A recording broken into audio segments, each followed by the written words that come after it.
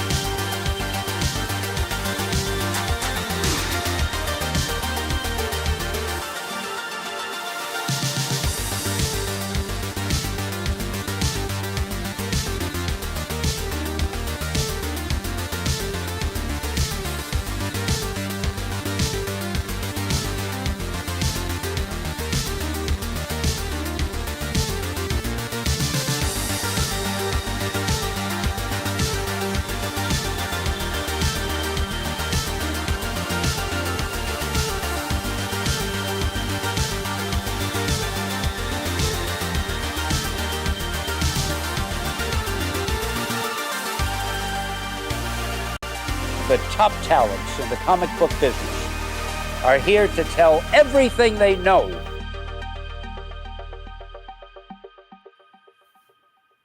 Ladies and gentlemen, welcome to another Tuesday night, episode 41 of the Industry of Comics. And we have a fun show tonight, an excellent show that we're just probably going to get started right off the bat. And before we intro the guest, we're going right into Unfiltered. Yo, let's do this.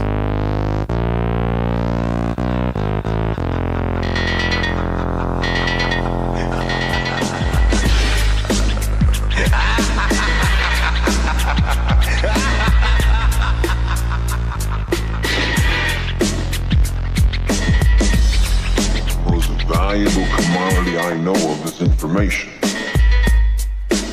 Wouldn't you agree?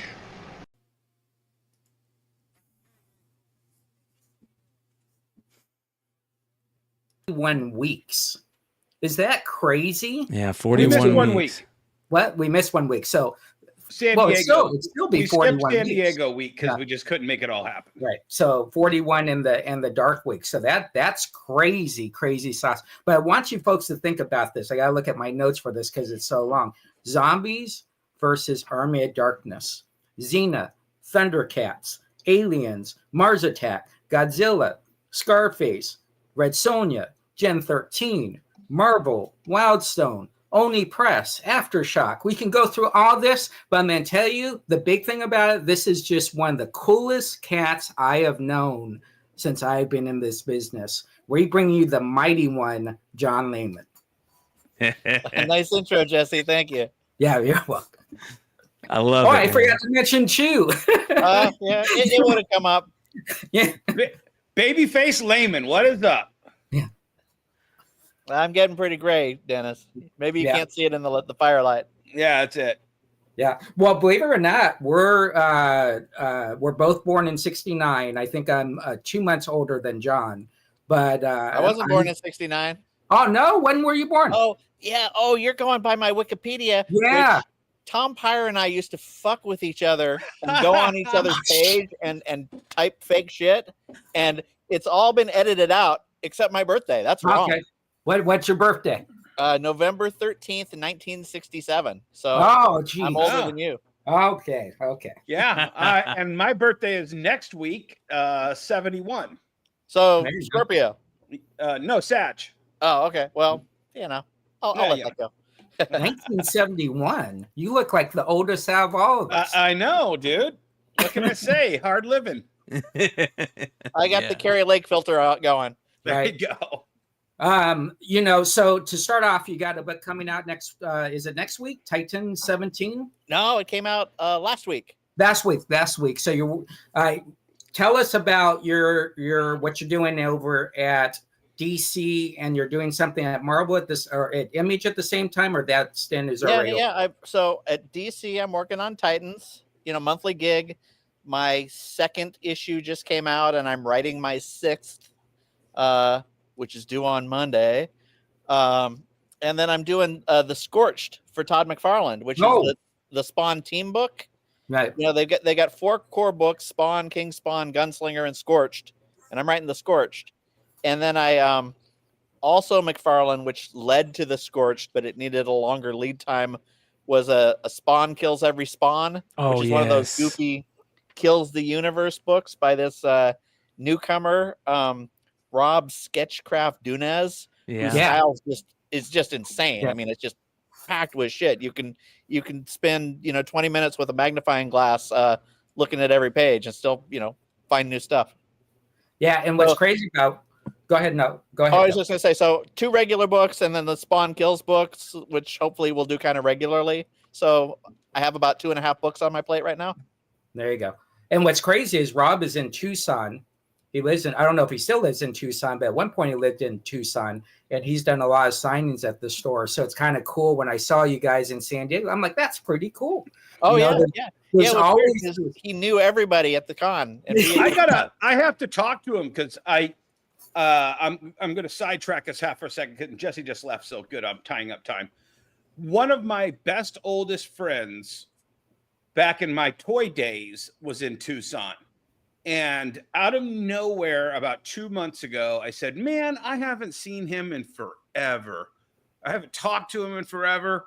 I'm going to go look him up. And I go, oh, he opened a new toy store. And this would have been his third toy store. And so I found the number for that toy store. I called it. I was so excited. And a woman answers. And I'm like, hey, is Tony there? And there's just this like long pause. And it was like, no, who's this? And I'm like, I'm an old friend of his, Dennis Barger. And she's like, oh my God, you're Dennis. He talked about you all the time. He passed away last year. Oh man. And I was like, oh my God. So I want to find some people in Tucson, just that, because he had the most popular like vintage toy store in Tucson. Tucson's got a really cool scene. I mean, it's hour and a half away from Phoenix. It's a college town. It's way funkier. Yeah. Yep. You know what's funny is I just want to bring this up real fast. So this has happened to me a couple of times, where you come back from San Diego and you kind of throw all your cool shirts that you get in from San Diego, right? So I got this cool shirt. Spawn kills everybody. Spawn, Rob. Yeah. That was pretty weird to have my own shirt, and it's a McFarlane shirt. Yep. Drawn by Todd. That's the craziest part. Yep. And the crazy part is I get home a couple days later. Shannon says, oh, I watched all your stuff from San Diego. I'm like, that was a signed shirt by John Layman. So my shirt from John Layman is no longer signed, but at least I got it. So I have the memories in the picture there. You know where to find me, Jesse. Yeah, I know. So I got a question for you. So we're already in Unfiltered. Right. So you've worked at DC. What was the first time you worked for DC? Oh, Jesus. Dennis, I was a Wildstorm editor. Yeah. No, I understand. But that would be like you were there when Wildstorm got bought by DC. Yes, So that would have been like 97. Oh, 97. Okay. Yeah. So around, ish. So, but my question is, and we're in Unfiltered, and I'm not asking to throw anybody in the bus. Who the fuck is running DC right now? Because I talk to retailers, I talk to everybody. Nobody knows anybody at DC right now. I know my editors, and I know Paul Kaminsky and Marie Javins. I know Jim. I haven't communicated with him. I mean, forever. obviously.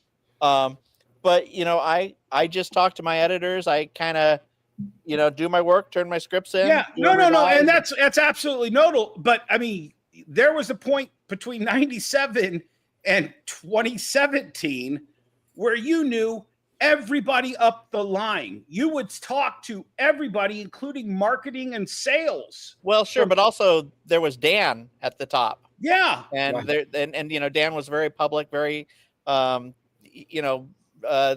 isn't a public equivalent of Dan right now.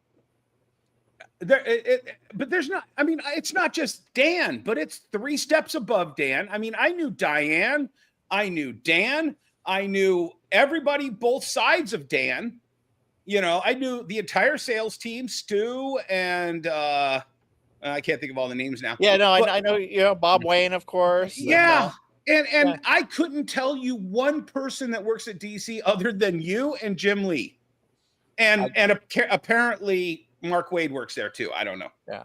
I could tell you talent and editors, but once you get above like who's running it, I know Jim, but I don't know who. Yeah.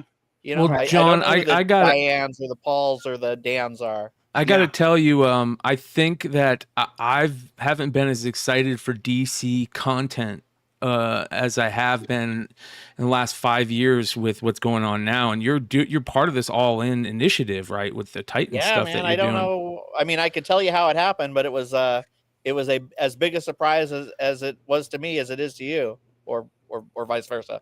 Well, it's been amazing. It just kind of landed in my lap. It's been great. Do you think it's Jim?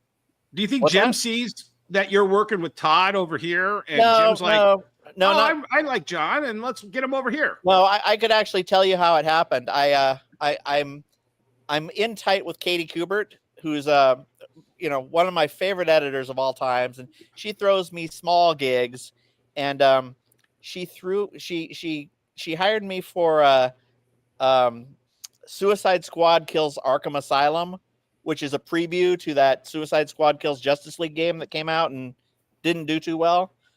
Just a bit on the unpopular side. Yeah, but they hired me to write the mini, that would be a prologue. And thing is, I wrote it like 2.5 years ago, but the game kept getting delayed, and I had no control that it was going to come out when the game came out, and I did little 8-pagers here and there, little holiday specials, nothing big, and then I did Absolute Power Task Force 7, one of those Absolute Power spinoffs. Yep. And for those kind of events, Mm-hmm. they're kind of editorially dictated. They're like, here's things at point A, here's things at point C, you got to write point B and get us there, and you need to do this. So it's not completely me, it's me working well, playing with the toys and trying to make it painless for everybody. And I guess I did. And then Paul Kaminsky came. He's like, yeah, man, I just read your Suicide Squad book. It was really great. You do good team stuff. And I'm thinking, shit, I wrote that 3 years ago, but it doesn't come across his desk until publication time. So to him, it was kind of fresh. So I think I got the gig by and large because of the Suicide Squad thing. Oh, that's that cool. was probably a throwaway gig that they just said, give it to anybody and get it done. Yeah. That's awesome. So when, it's kind of funny that you're talking about DC mainstream and all that, but when you're doing the Godzilla or the Xena or the Red Sonja stuff, do you have more freedom with more of that type of stuff versus superhero? A little bit. And some of it's financial, like Dynamite, IDW, they're not paying you, they're not paying you as well as DC. So they sort of know they can't give you 4 rewrites, otherwise you could just pick up a mop and earn more money. So, there's kind of an understanding. We're going to hire people that we trust, and we're not going to fuck with them any more than we have to get the licensor to approve it. So it is more freedom. You have to know the property. You have to respect the property. You can't take a big old shit on it or the licensor rejects it. So the other question that always comes up, and it's usually with the younger teams, and of course Titans has now grown itself up, but we just discussed, your age.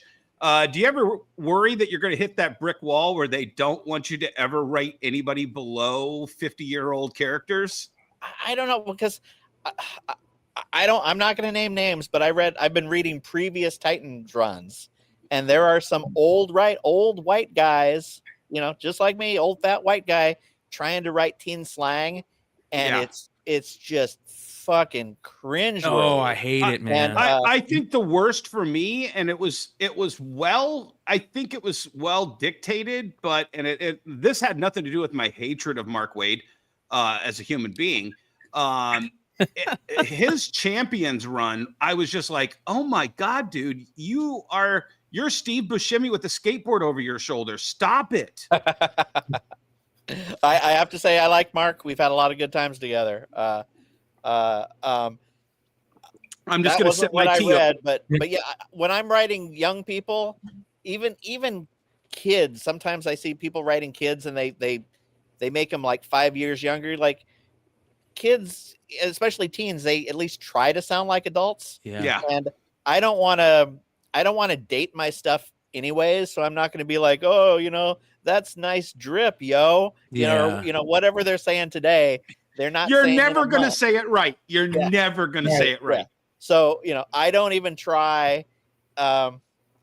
Marvel, one of the last times I got asked for Marvel and I turned it down. I don't think I've done much work since. They asked me to write kind of a teen book and have a teen flavor to it. And part of at least what I do is I'm willing to turn down books. Amen. And if it's not right for me, I'm just like, I can't write this. Who's that writer you hate, Brian? Oh, this is gonna sound bad.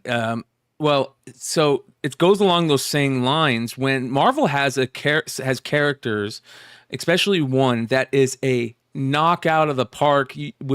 All you need to do is just get a writer that knows a little bit about punk culture, and you could just knock it out of the park. And that's that Spider-Punk character. He's such a great design. He's got a cool, he's from a different part of the world.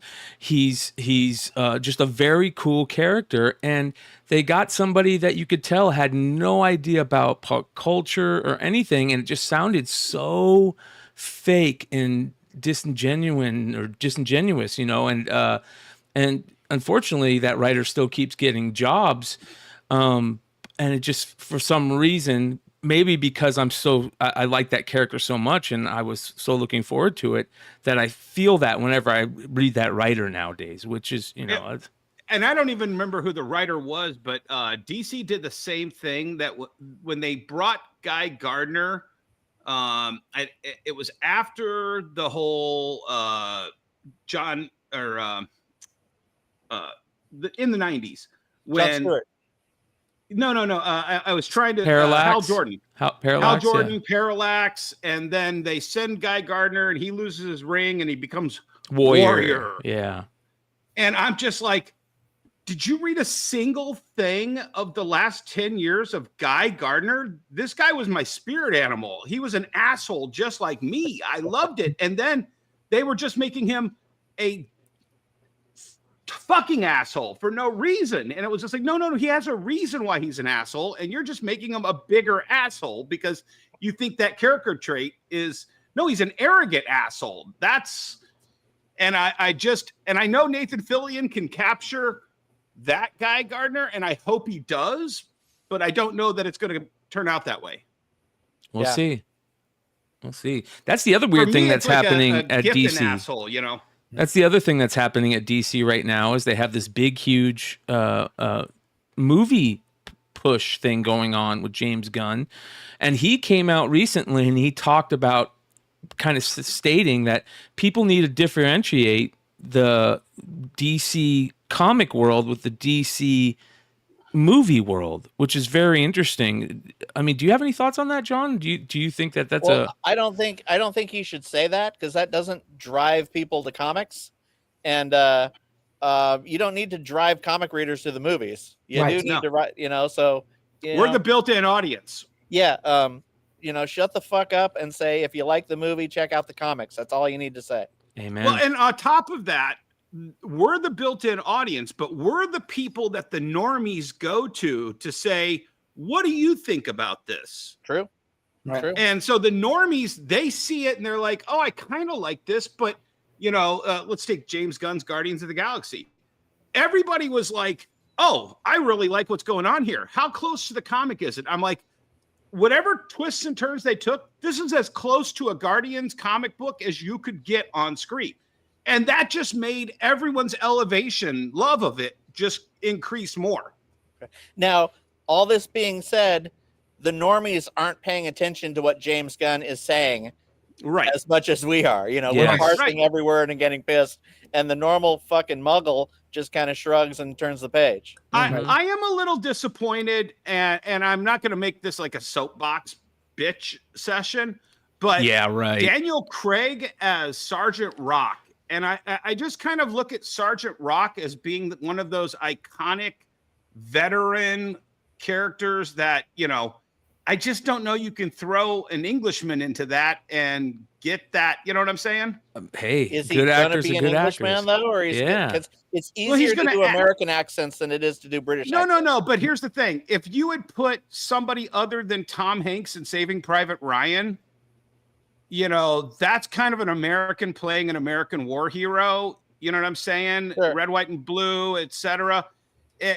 I don't know what the exact, kind of motif is, but you wouldn't put an all English cast in Band of Brothers. Well, but Band of Brothers, the main guy speaks more strong English than U.S. He's a Brit. Yeah, he's a Briton. Yeah. He is a Brit. Yeah, exactly. Also, Dennis, 25 years ago, would you have cast Dennis Craig as James Bond in a million years? Oh, Daniel Craig? Yeah, Daniel Craig. Sorry. Yeah. You know what? I might have. I think he's so good that we just think of that now. I don't think most of us would. out of all of them, I mean, to me, he was like my favorite Bond, Timothy Dalton. Oh, really? And I thought Timothy Dalton was literally hands down my favorite Bond. And he's my least favorite.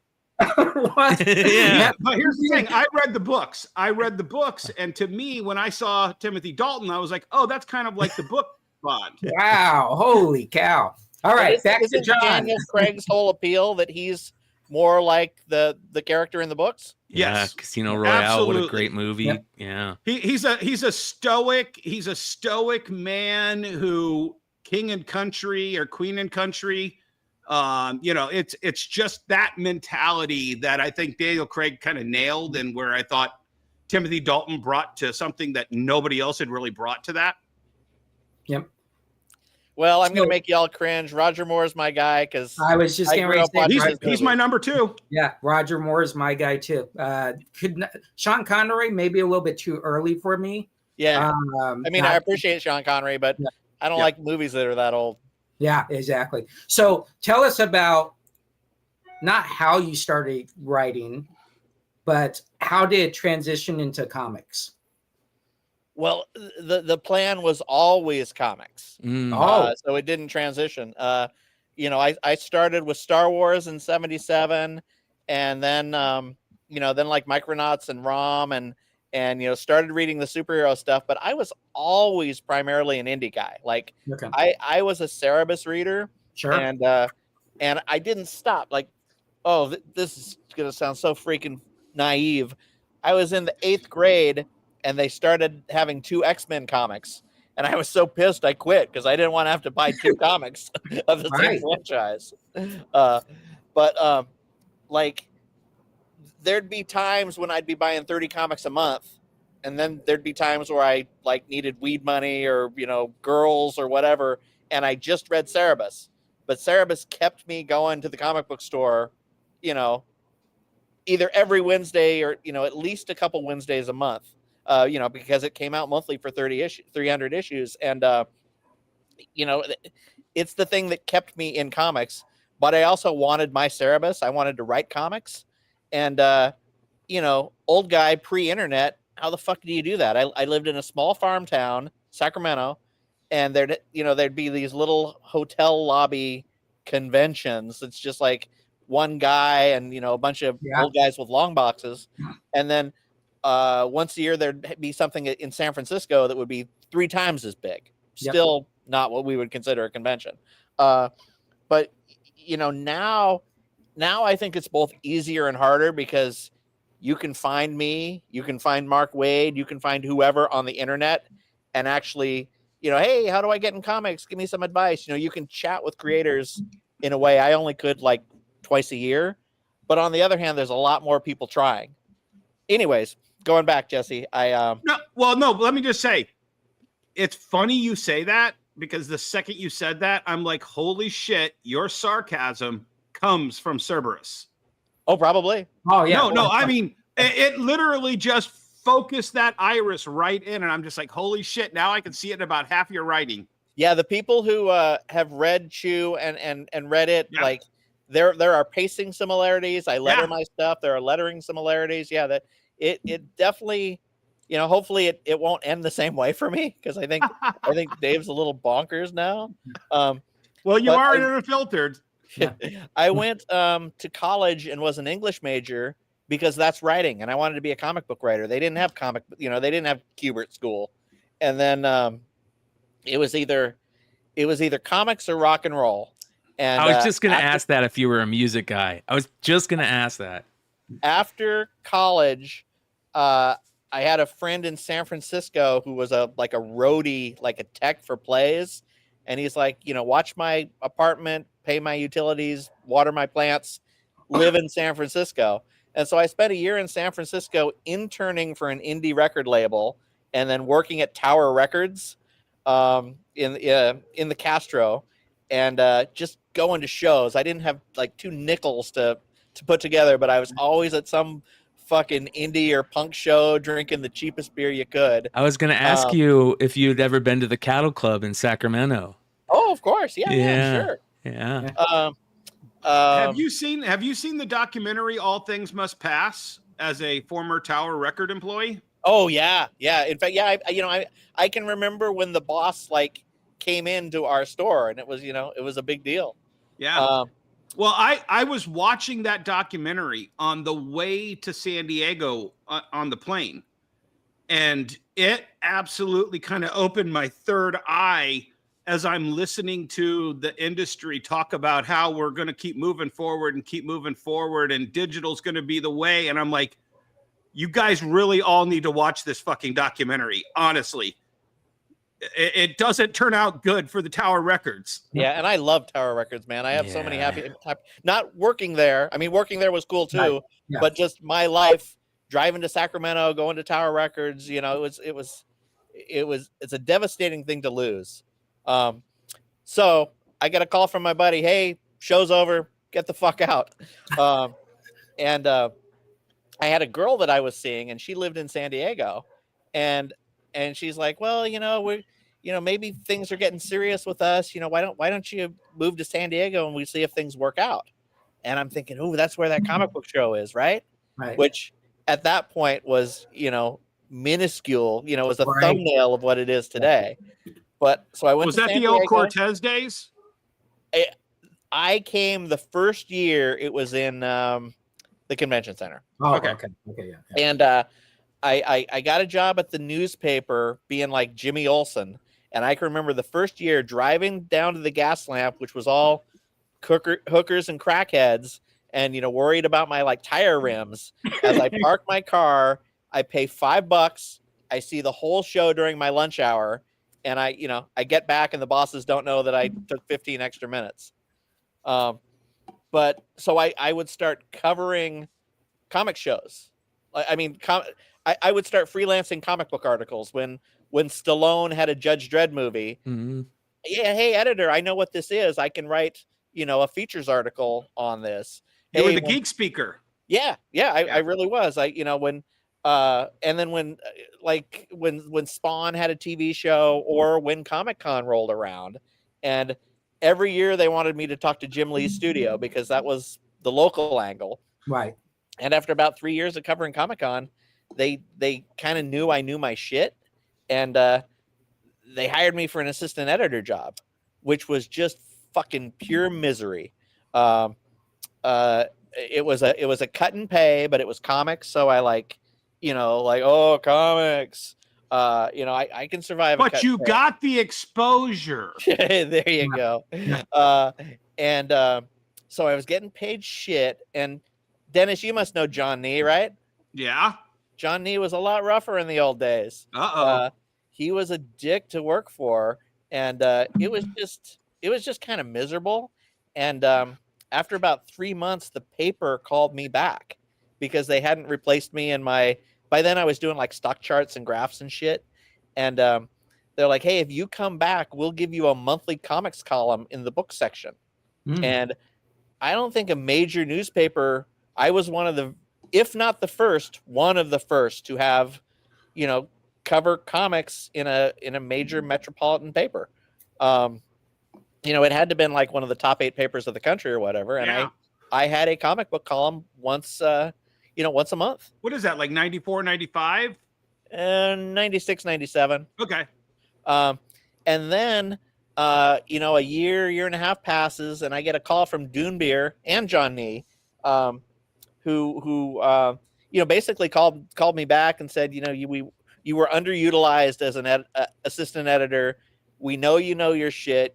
We're going to hire you on at a level you're, better for. And I honestly think telling John Nee to fuck off and walk away kind of earned his respect. And then, they came back and they're like, hey, you'll be an editor.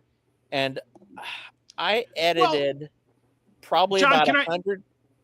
Yeah, go ahead. Let me just ask you a question. Was that because you knew your worth at that time? No. It's just okay. Because that's what a lot of people say is, it's like at a certain point, you knew, you have to know your worth to be able to walk away when you're not getting what you think you're. No, the paper kept trying to seduce me. It wasn't that. It was like, they're like, oh, I'm doing this shitty job. I can't make ends meet. and the paper wants me back, yeah, okay, comics isn't for me. Okay. And then when they called me back, I'm like, comics. Right. And it was much better until DC bought us. And then, Then the shit show starts. yeah, because it used to just be Jim Lee's, he's like a 27, 28-year-old multimillionaire. And like, hey, Jim, we want Gen 13 to have 8 covers, and one's a lenticular and one's a scratch and sniff of Grunge's armpits. And he's like, yeah, sounds great. Let's do it. And we're like, hey, DC, we want Gen 13 to have a yellow logo this issue. Okay, write us a proposal, put it out in triplicate. We're going to have 30 meetings, and then we're going to say no. You didn't use the proper TPS reports. Yeah, exactly.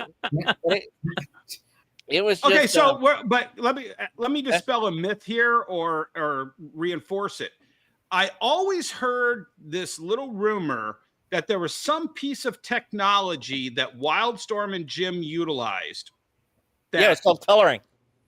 Yeah, but what was that for the audience that you guys were using that DC just couldn't figure out? It wasn't. It was a skill set. It was okay.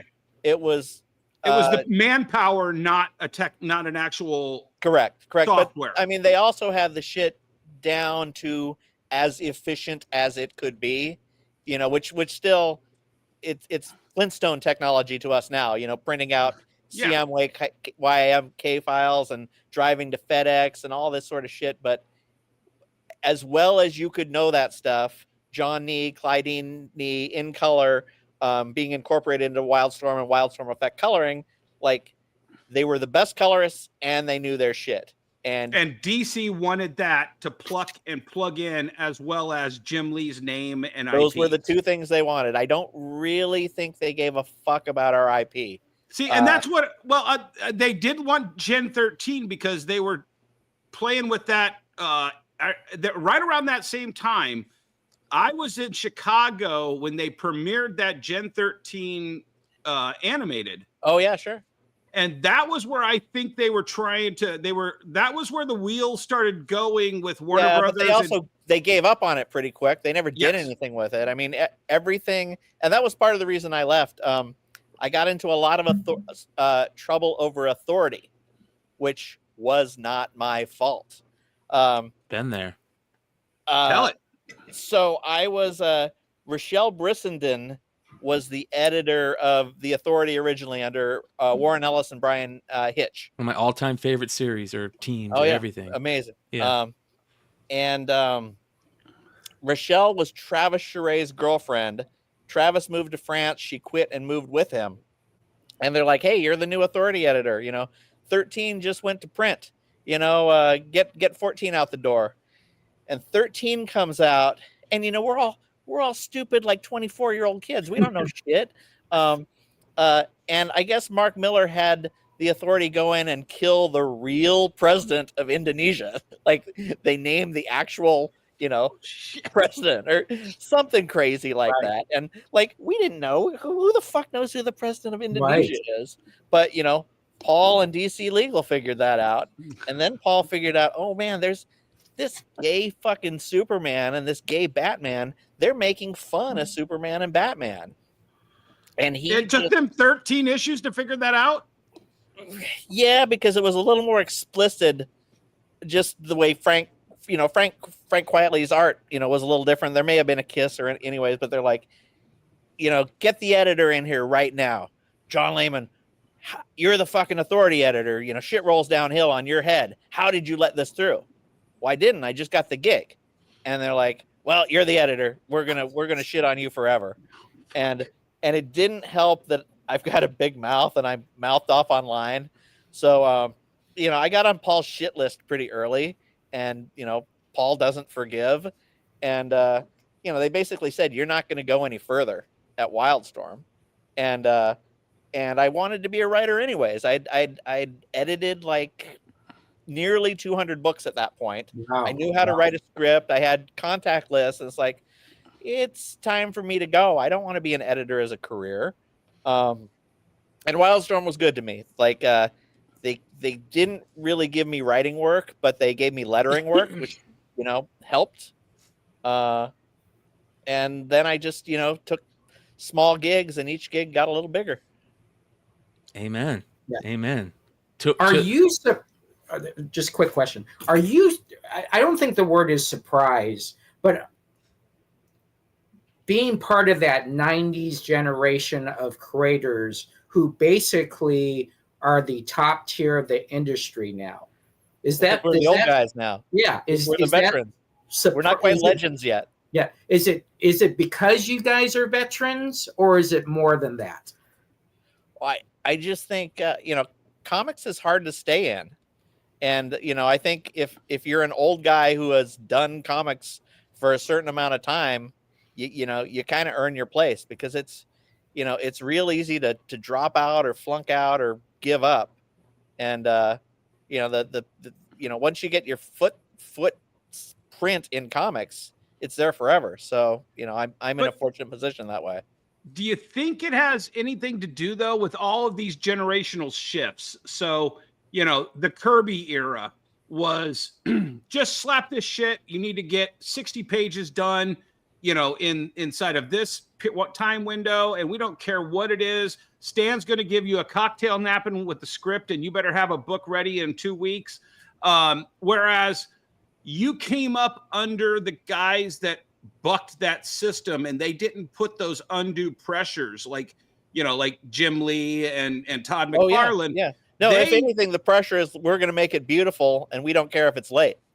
And I think that's why the current crop of veterans is a different breed than the last crop of veterans, because you guys learned under a different regime in the industry. Sure. Yeah. And I think that makes a better overall product. That there's no dead era of the last 30 years of just talent. It's a dead era of sales, practice, but that doesn't reflect on the product. Yeah, and I still maintain at least the problems of sales we have now is an abundance of riches. There's too many freaking publishers. There's too many books. There's too many creators. It was much easier when I was a kid who had $5 in his pocket to go and buy nearly every Marvel book, maybe $10 in my pocket. Right. But now, $10 gets you a book and a half that, you can read on the can. Mm-hmm. Fortunately, they're more beautiful, and it's good for the people who, like art. But, well, I don't know if you know what I did in the last 2.5 years. No, I don't, Dennis. So I gave up new books in 2019. And when the pandemic was over, I opened what I call a retro comic book store. So I rack 80s and 90s comic books as if they're new, and I sell them all at like discount prices, like $5 3 for $10, $2 3 for $5. Now, is it just that, or do you do trades as well? I do trades, but a lot smaller in numbers than what I used to do. And how's it working out? I'm very happy. Oh, good. It's the most profitable my company has been in 20 years. Yeah, I during pandemic was really rough on me, both the world, personal shit, and professional stuff. And I kind of I dropped off I dropped off the world for a while. I dropped off of social media. I stopped going into the comic book store. I kind of stopped reading. Like I guess it was the equivalent of a professional middle-aged crisis. And then I just kind of can't leave comics. So I thought I should, get back into things. Yeah, well, I think it was 16 to 18 months where you were just like, that was it. You were gone. Well, I didn't write for a year. Yeah, I know that. Yeah. And then I spent a bunch of time sending out resumes, and I was going to get the fuck out of comics. And Thomas Healy, right? Yeah.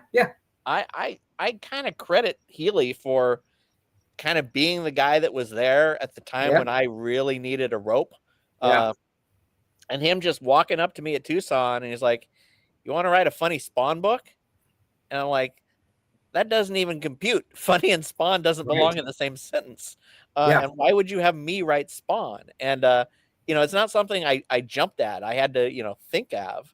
and it was the first time writing humor since Chew, and you know, it was like I don't know, like working out old muscles or walking after you haven't walked for you know a few years, and it got fun. And then Healy's like, hey man, you're doing a good job. You know, you want to tackle one of the team books, you know, like a serious superhero comic, and that's the Scorched. And shit, at this point, I've been writing it for 15 issues. Yeah.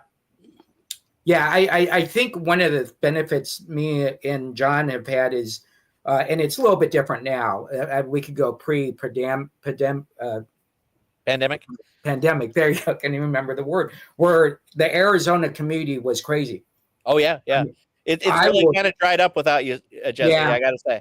Yeah, it is crazy though. If you look at those that 2009 to 2016, yeah. Where you I mean, were Mike Malvey was part of it too. I mean, Yeah. Atomic had its crowd, but there was a much more kind of robust, active, creative comics community than there seems to be now. Yeah. And not to say there's not comic book people. There's like Scott Godlewski and Jay Gonzo and Mitch Gerrits and Brian Polito, but we're all old fuckers with kids, you know?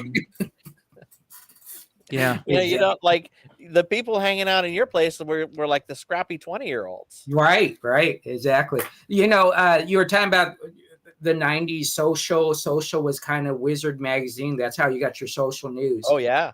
How much has that changed other than those 2 years that you're gone? Has that helped you? Is it a big benefit, or does it? What do you perceive it as now? I don't. You know, I feel like a lot more work is on the creators. Like, I really hate that creators, and I understand it, but they got to ring the bell all the time, and it's like, hey, you got to go pre-order. It's FOC. You know, go order my book so this company I'm working for can make money. You know, and then like, hey, go buy this. You know, like, don't they have a publicity department? Like, No, they don't. That's the problem. I have to walk a fine line because I don't want to be the fucking marketing monkey, but you still have to kind of market your book. So I found like a middle ground because I don't want to be fucking David Peebles. He was doing like a Space Ghost, and he was doing like 90 tweets a day of, you know, buy my fucking book. Like, I will tweet. I'm still going to call it a tweet. I'm on Blue Sky. I'll do one thing a day about comics. But, you know, if you follow me, I'm not going to, you know, bludgeon you on the head. You know, you're going to get jokes. You're going to get cat pictures. You're going to have fun.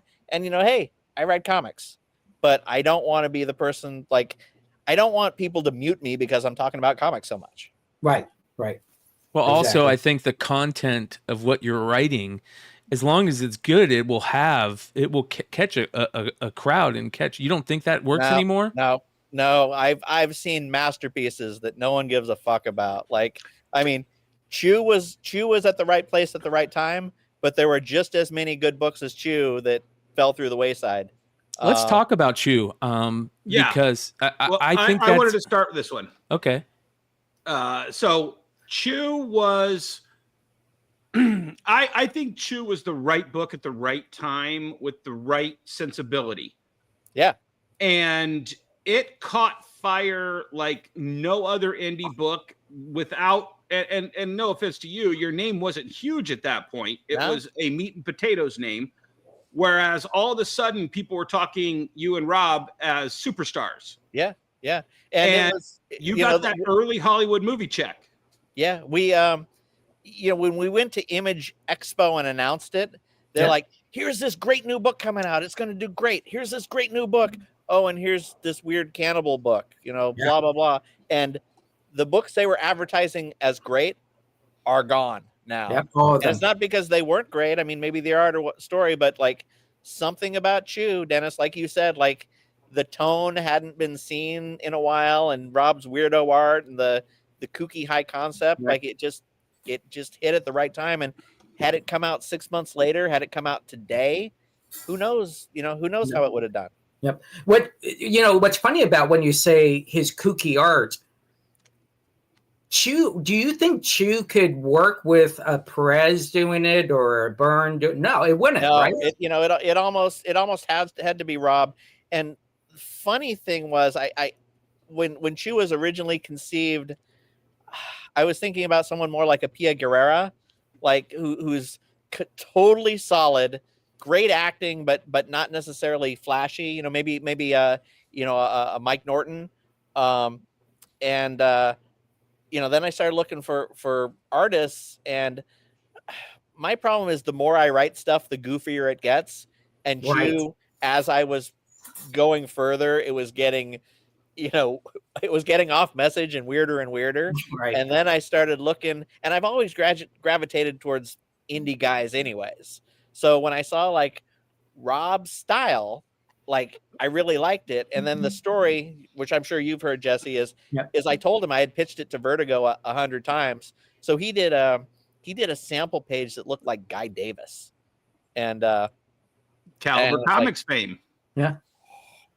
My wife just waved a wine bottle at me. But I'm like, nothing against Guy Davis. He's a freaking genius, but I don't want that. Like, Chew is so kind of inherently gross. Like, I wanted you to laugh while he's eating I didn't want it to repel people, so you had to be giggling as he's doing shit. And so Rob was the guy, and I told Rob, don't draw like Guy Davis. What is this on your webpage? And he's like, well, that's my style. Yeah. But everyone says, do Guy Davis or do Mignola or do, this guy or that guy. No one tells me to be myself. Well, and at the how same did you time, find Rob? How did Umbrella Academy was doing that kind of that Mignola type feel, and it was catching fire. There were so many different ways to go. Dennis. Gerald Way. Yeah. Well, yeah, no, but like I said, superstar name. Yeah. You can go in a weird style and make that catch fire. Oh, good point. But this stood out. How did you meet Rob, and where did you first see his work? I was just putting out feelers with friends, which is not always the best thing to do, because when you have a budget and you're like, hey, artist buddy, I'm looking for another artist. This is a paying gig. Sometimes they just throw their broke friends at you who, like, I know this isn't the style you were looking for, but, and it's like, he really needs a job. Yeah. Just stop where this isn't the style I was looking for and move on. And this guy, Brandon Jirwa, who's not in comics anymore, had done a manga style book with Rob. And he's like, you got to check out my manga artist. I was like, Jesus fucking Christ, I do not want a manga artist. Right. I'm still good, babe. Yeah. Was it Bubba Red? Then I looked at his website and saw his stuff. Yeah. And it's like, wow, this cartoony shit would be kind of perfect. And so I went to San Diego Con. We arranged a meeting. And as Jesse knows, after a certain point in time, I'm not sober or lucid. Yeah. And that's when I got introduced to Rob. And I pulled him aside and I told him all about Chew. And he didn't completely understand what I was saying. I even told him the ending, which I had never told anyone except my wife. And then he came back and, because he came to San Diego Con looking for a job. And, here was a guy with a paying gig. So he drew me this Guy Davis page. And I came to my friends. I'm like, I can't hire this fucking guy. First he's manga. Now he's Guy Davis. No, thank you. And then, I talked to Rob. He's like, no, I think I know what you want. Let me give it a try. And it worked out. What's weird is I look at issues 1 through 10 now. And, Rob was still finding his sea legs. Like the color is all dark and muddy. And the characters are way more blocky than they became. But, it all worked out. Yeah. It's probably one of the most recognizable, when you see Chew art, Oh yeah, for sure. It's so recognizable. I will tell you, at that time I was traveling to conventions, and I think the reason why Chew really worked is if you went to a convention on a panel, it wasn't John, it was John and Rob every single time. And when you got the writer and the artist together, it makes it so much more interesting. Yeah, the straight man and the jackass. Right. Guess which one I am. Yeah. And John always starts off the thing is, don't ask me how I thought of this. That's his first thing out the gate because I don't know the answer to that, right? Hopefully lots of cannabis. Yeah. There you go. So back to, my focus, which is what I really wanted to talk to you about tonight. So this gets picked up. Like, how long after issue 1 came out did Hollywood come knocking? Almost instantaneously. Yep. Yeah. And everyone did, and I didn't know how to navigate things. And Kirkman had his people, and I had like Bruce Willis's people calling me. I had all these kind of famous people, but I thought, I can't call Bruce Willis, but I can call Kirkman. And I went with Circle of Confusion, which I think if you watch the early Walking Deads, they have the Circle of Confusion. It was David Alpert and D.A. I forget his last name. Yep. And D.A. and Kirkman went on to found Skybound, and Alpert was my guy, and we got a writing team, and they were okay. And we got another writer after that, and he was better. They were both okay. And then Showtime picked us up. And since you're looking for gossip, Dennis, Showtime took forever to pay us. Like, I even had to go public and say Showtime is not paying us our lousy $10 or $12 or $15,000. And it's been like a year and a half. And finally, they're calling me up. They're like, "Shut the fuck up! You're pissing them off." And I'm like, well, they've already passed, and they haven't paid me, so fuck them. I don't care what I say. That's what I love. Yeah. And he wiped his ass with the contract. So that went away. What happened was Showtime bought it because they wanted a new. They wanted to be the next Dexter, and then development. They had it for like 18 months, and by the time they were on like month 16, Homeland was winning all the Emmys, and they're like, "Oh, we're highbrow now. We're snooty. We don't want the next Dexter. We want the next Homeland." Adios, weird fucking cannibal cop book. So it reverted back to us, and the next thing we did was we had one of the guy who, Heavy Metal is bought and sold every other month, but it was one. We're going to talk about that tonight. One of the owners of Heavy Metal. And he had all these grand plans to make it an animated thing. He was doing Peter Panzerfast as a cartoon with Elijah Wood, and he was going to do us. And to his credit, never got a deal made. I never saw a freaking dime. He got Felicia Day and Stephen Yoon and David Tennant in the studio, and there wasn't even a script. They just read the comic book, which, warning sign A, and then warning sign B. I'm talking to David Tennant because if David Tennant is reading my shit, I'm going to fly to New York and watch him, even on my own dime, which it was. It cost me $2,000 to meet David Tennant and see him read my shit. But afterwards, he's like, "Oh, jolly good bloke. This is going to make a great motion comic." And I'm thinking, motion comic? This is supposed to be a cartoon. What is up? And it never happened, and no deal never got close to being made. But whenever this guy's name was in the headlines, they would associate him with Chew Cartoon in development.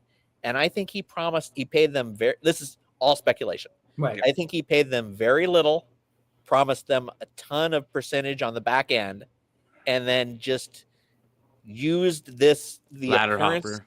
Yeah, use the appearance of a Chew thing being made to make other deals, because nothing ever happened. And there was a point where he kept stringing us along. The deal ended. We weren't making any money. We hadn't done anything from him. He's like, I got this deal right around the corner. If Walking Dead, the TV show, follows the comic, Stephen Yoon's going to die. We don't know, and he signed an NDA. We can't tell.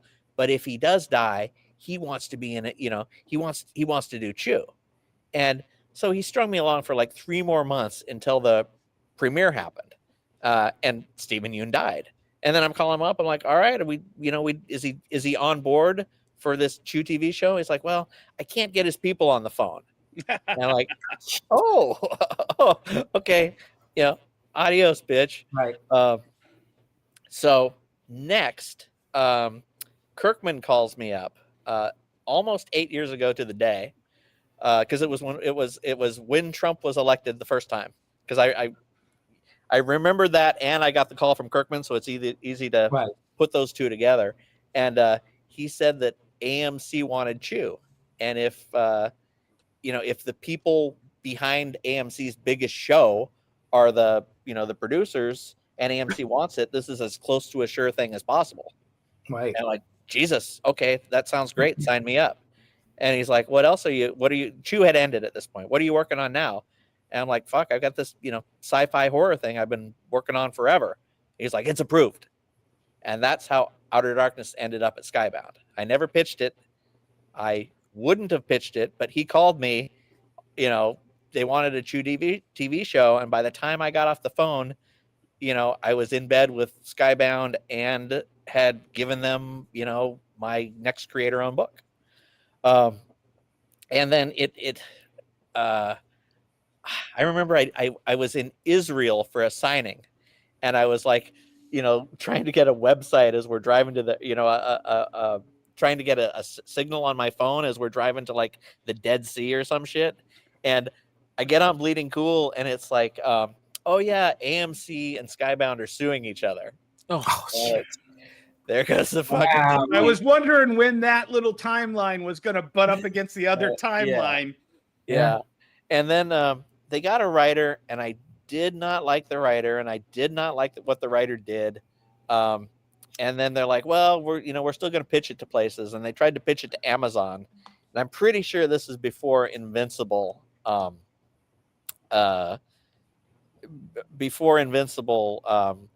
approved, and it just never happened. And then eventually, the rights reverted. I should also say, with Skybound, I got paid. I got paid through AMC or Skybound. Once again, there's zero stories except for one of Kirkman screwing over people.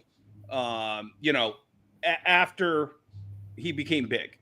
There's obviously the Tony Moore stuff, Kirkman fight. But Kirkman is a straight up guy when it comes to the stuff he does. And this kind of validates that. I can't, I'm not happy with the way Outer Darkness ended, but I wasn't fucked over. I can see their perspective. The book wasn't selling. My problem is at least give me an ending. Who were you under when you brought Chew to Image? Because Image, every book fell under an Image founder. Oh, were you a Shadowline? Oh, Stevenson. Okay. Yeah. And we're backing way up, but the funny thing is, when I was looking for an artist, Stevenson and I have been friends forever, and it was one of those miracle times when I could get him on the phone, and I'm like, hey Eric, I've got this weird cannibal flu book, I'm working on, I'm looking for an artist. Do you know anybody? And he can be a prickly guy, and as I recall, he's like, no, I don't matchmake, go find a guy, good luck. And then he's like, but if you find a guy who's good, I like it. It's approved. So it was like pre-approved before I found Rob. And I had to tell Rob, this way I wasn't the bad guy. I'm like, hey, Rob, do this book. If Images approves it, you're the guy. If they don't approve it, adios. I'm finding someone else, because I'm going with Image. No pressure. Yeah, exactly. So he draws me a Guy Davis page. So after Skybound, and of course, all these places, after the option runs out, they still want to keep it for a while. Like, oh, we've got this guy, we want to keep it. I'm like, okay, well, what's the option renewal fee? And like, well, we thought you'd give it to us for free. Nah. But I mean, this just I just want the audience to understand. Every single comic creator, I would say 99% of all the comic creators over the last 20 years, all they've coveted is this Hollywood movie check. Ever since like 30 Days a Night got picked up, and all of these huge comic books that got these huge deals, for 20 years, Peterson's been talking about Mouse Guard, and then you hear about what happened, at Fox and then Disney. Well, and you'd be surprised, Dennis, because the money isn't that as good as you think. No, I know. That's what I know how little the money is because And Hollywood is cheap. Kirkman in the beginning, I'm sure it's different now that he's got like 400 Walking Dead shows in their 30th season. But he told me originally he'd make more money from comic sales than he was from the TV shit. And I'm gonna get to that in a second, because after we left Kirkman, after we left Skybound, our fourth go around on the Hollywood merry-go-round is I thought my wife was bringing me more wine, which I don't need yet. I get a call from Rob set this up because the people who bought Farmhand, he's like the people at AMC who originally wanted Chew, they're not with AMC anymore, and they bought Farmhand because Chew was at Skybound, and that Farmhand's as close as they can get to Chew. Right. Now that Chew's available, they want to do Chew as a cartoon, and I'm like, well, I hated what the previous writer did. Like, if there was a point where I was actually rooting against Amazon buying Chew because I hated the adaptation so much. Like, you shouldn't be ashamed of your own shit. So they wanted to do a cartoon. I'm like, okay, but Rob and I have to be much more involved. Like, I'm not going to have you, gender flipping the main character, and all the other crazy, stupid shit you were doing for no reason. And so from about 2008 to maybe 2021 or 22, Warner Brothers had the option. Another check, Dennis. They're just option checks. They're 10, 15, 20,000 that I split in half with Rob after paying a lawyer. So it's not that much, but still nice. But I worked with Rob and a really great writer, and we developed a Bible for a cartoon. And I thought it was a fucking sure thing, man. It was so beautiful, and it was as close to the comic as it could be. Still going to be a TV show. They made it a little more family oriented. It was half cop, half family, but it still had Poyo, it still had Chog, still had all the crazy stuff. And we went to pitch it, and things were kind of in tumult. Like, oh, we're pitching Netflix. By the way, they just fired their vice president and they've got someone new. Oh, we're pitching Amazon, but this has happened. Oh, we're pitching these guys, but there is a writer's strike on the horizon. And nobody was buying because of the writer's strike. And then Warner Brothers is like, well, we don't want to re-up. We don't want to pay $25,000 re-up and then not be able to do anything for 8 months. So we'll call you after the writer's strike. Which, of course, the Hollywood turn is crazy. By the time the writer's strike ended, it was all new people. And, they sweep the old shit out and they sweep the new. And nobody wants to leave one of those old producers' names on their project. Exactly. Yeah. So that went away. That was our fourth time on the merry-go-round. And we're talking what Chew came out in like 04? 09. So 09, that's 15 right. years. 15 years, 4 turns around the merry-go-round, and zero. So, Dennis, my joke is Preacher took forever, and by the time Preacher came out, poor old Steve Dillon dropped dead, and that's going to be me. Yeah, I hope not, but but you said something in the pre-chat, and I said save it for the show. I mean, the flip side is they haven't ruined Chew. They haven't ruined it. You take something as brilliant as Why the Last Man, 20 years as one of the best-selling trade paperbacks of all time, and then they just dismissed the source material. Yeah, it's a road movie. It's a road show. It's a journey, and they lost the essence of why that book was so amazing. Yeah. So it's better. What do you, in your hindsight, is it better to cash that check and be Brian K. Vaughan and see Why the Last Man get destroyed in one season?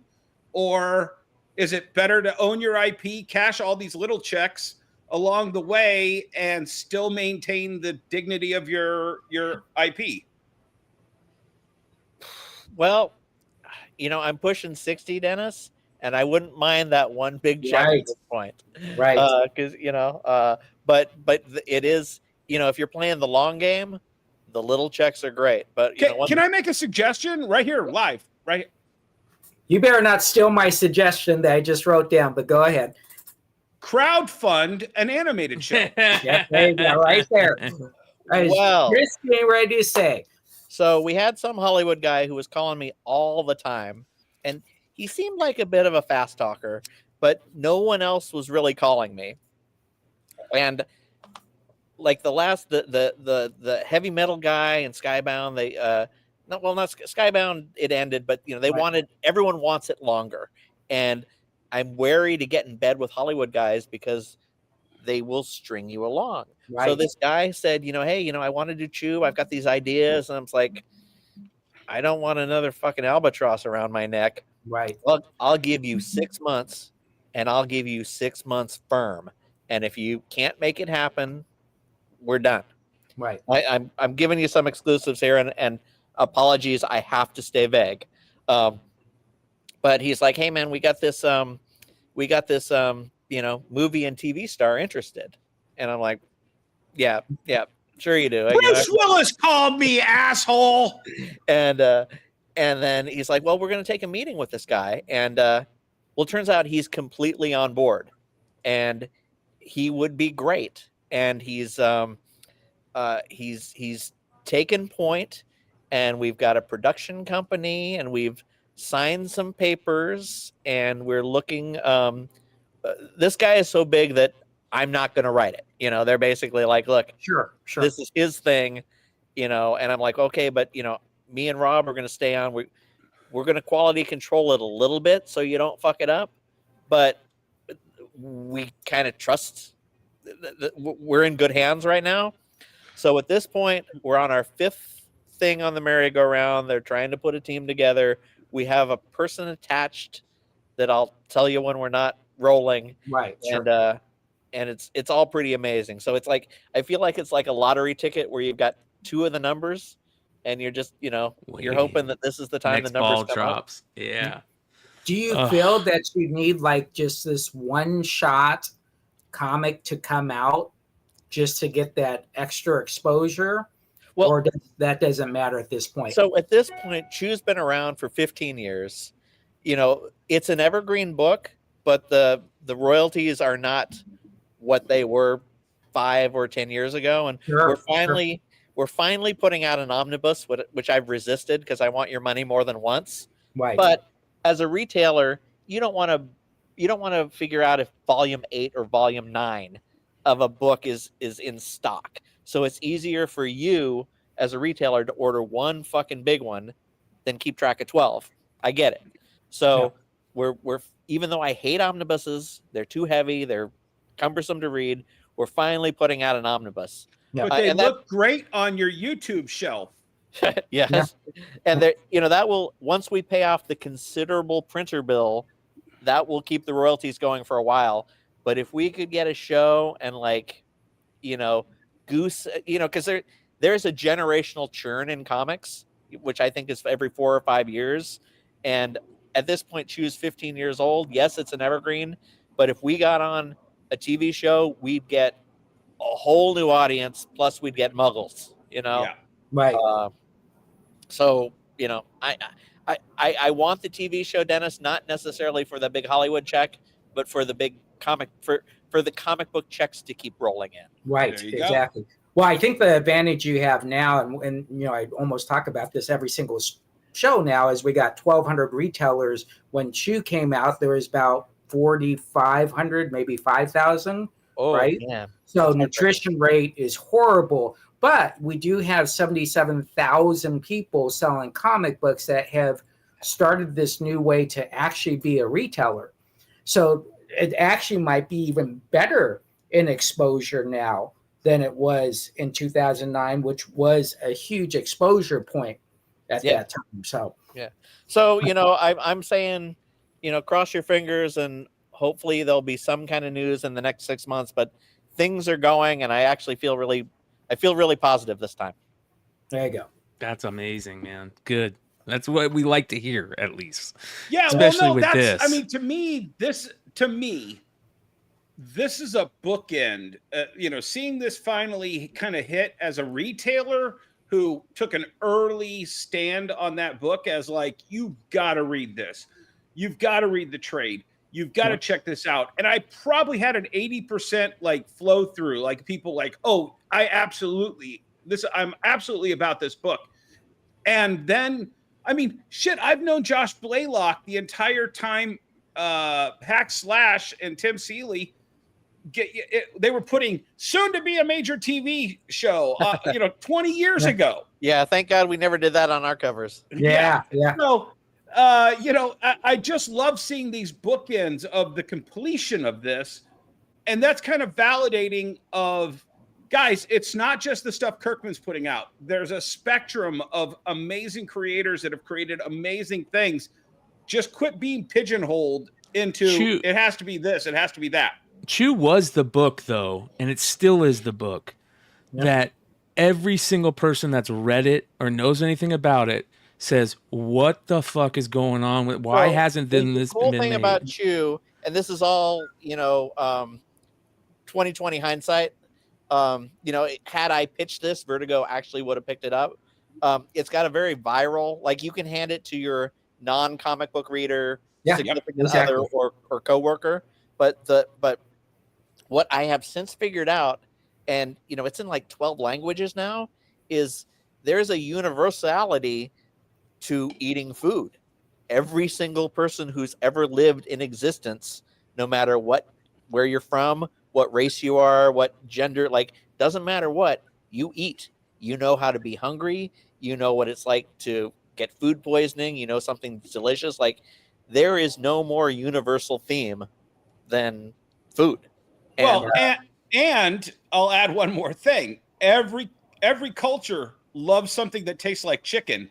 To have chicken denied, damn good and well, you're going to go to one of those chicken speakeasies. Well, but the other thing is just speaking of culture, like every aspect of the human condition revolves around food. Weddings, work lunches, courtships, feeding your babies, like, and that was the thing. Like when I originally envisioned Chew, I just had a bunch of weird ideas that were all kind of different and dumb. And then I took all these food ideas and it's like, oh, I'm going to make this a food book. And as soon as I did, the ideas never stopped. Yeah. You know what? I want to ask you to relive a moment. I am a 13-time loser for the Eisner Award. I've lost 13 times. Relive the moment when you hear your name being called. How did that feel? It wasn't that big a deal to me. No? I was probably drunk. And I didn't really sort of appreciate, I guess the magnitude. Like once I started winning, I'm like, oh, we're gonna win every year. And it's like now I look back, it's like, oh shit, that was, that was my time being the high school quarterback winning the touchdown. Right. But the other thing that was weird, at least the first time, is we had a documentary crew following us the entire con. Morgan Spurlock was doing that Comic-Con documentary. Yeah. And we were one of 14 or 15 people. And Rob's really low key. Yeah. And I'm animated, but I'm not silly. You're not a whore. Yeah, when we won, they're like, "Oh, are you gonna cry? Are you gonna jump up and down?" No, I'm gonna get up. I'm gonna smile. I'm gonna, I'm gonna thank people. And they're like, "Well, aren't you excited?" I'm like, "Yeah, this is me excited, but I'm not gonna be, a clown for the camera." Yeah. And we didn't get picked for, when they did the final cut. And I'm not even sure the movie came out, but we didn't get picked, and I'm sure it's because we weren't, emotional enough. Right. I also retroactively wonder, was the fix in? Did they pick us to follow because Jackie Estrada tipped them off that we were gonna win? It was a fun experience, but it was weird because I was very guarded at first, and you go for 5 or 6 days with a camera, and by the end you're not giving a fuck, and I'm talking shit about my mother-in-law, and I'm smoking weed, and it's by the end you're like, did I actually do that on camera? Right. So I'm kind of glad we didn't get picked. Right. Hey, I want to take an intermission. I'm going to pee, and I'm going to get some more wine. Is that all right? Yeah. Absolutely. To be continued. All right. Okay. So just, I really wanted to hammer that home because, as I talk to a lot of these creators, they've always got that pitch that, oh, this would make a great animated series, kind of like, this. And Chew had so many, not exact duplicates, but similar themes. Oh, this is a cop investigating this. This is a, and, I think that when they hear that John and Rob got that option check, no matter how big or how small that check is, people start working only for that, and they forget that the audience is the goal, not that Hollywood check. The audience is that goal. Now that John's taking a step away, I want to shout out some quick things. I want to give a big shout out to Deadly Trio Kickstarter. This is Jimmy, Billy, and Brian all doing and Amanda. Yeah, and Amanda, yep, all doing one thing together. It's such a great idea. We're going to have them on tomorrow night. It's looking for the first part of the show, so that'll be fun. And then I also want to shout out Trish and Tony, who their Stray Dogs backer kit plushies is fully funded. This is unbelievable, you guys. Over $10,000 in the last 6 hours or something like that to fund it. Goal? 20,000. 20,000. Okay. Yep. So it is going to happen. This is amazing, and shout out to everybody over there that made that possible, because that is super, super cool. Well, here's the thing, and I go back to that. Go back to both of those, Brian, real quick, and I just want to talk about this. So you look at that, $22,000 from 107 diehard. 127, yeah. 127 diehard fans. Yep. That's roughly $200 a fan. Yeah. That wanted to see this happen. That's how easy crowdfunding is. Go back over to Jimmy and Amanda and Billy and Brian. That's 1,000 backers at roughly $50 a piece. Yeah. Rob talks about this. Rob and I still talk a lot, like, what's he going to do after Farmhand? And, but my problem is I don't want to mail shit. I'm too lazy. Yeah. I know there are fulfillment options. Right. Pay somebody to do it, man. Oh, yeah. You're too old for that shit. Yeah. Who's got it down to a science is Brian Polito. Yep. That's who's part of it. Yep. Dude, Brian you could probably pay Brian to facilitate yours if it's in between projects. Brian's close, and he's let me pick his brain before. I mean, he's a great, generous person. Yeah, we did before I moved the store out of Florida, we were doing all the shipping for Sakai. And it's a very, very simple process. I mean, they just open it up, they ship your product, and you just do what you're supposed to be doing. And I think that's what happens in the crowdfunding world. A lot of people do exactly what you said. I don't want to deal with shipping. Well, you got to eliminate that part.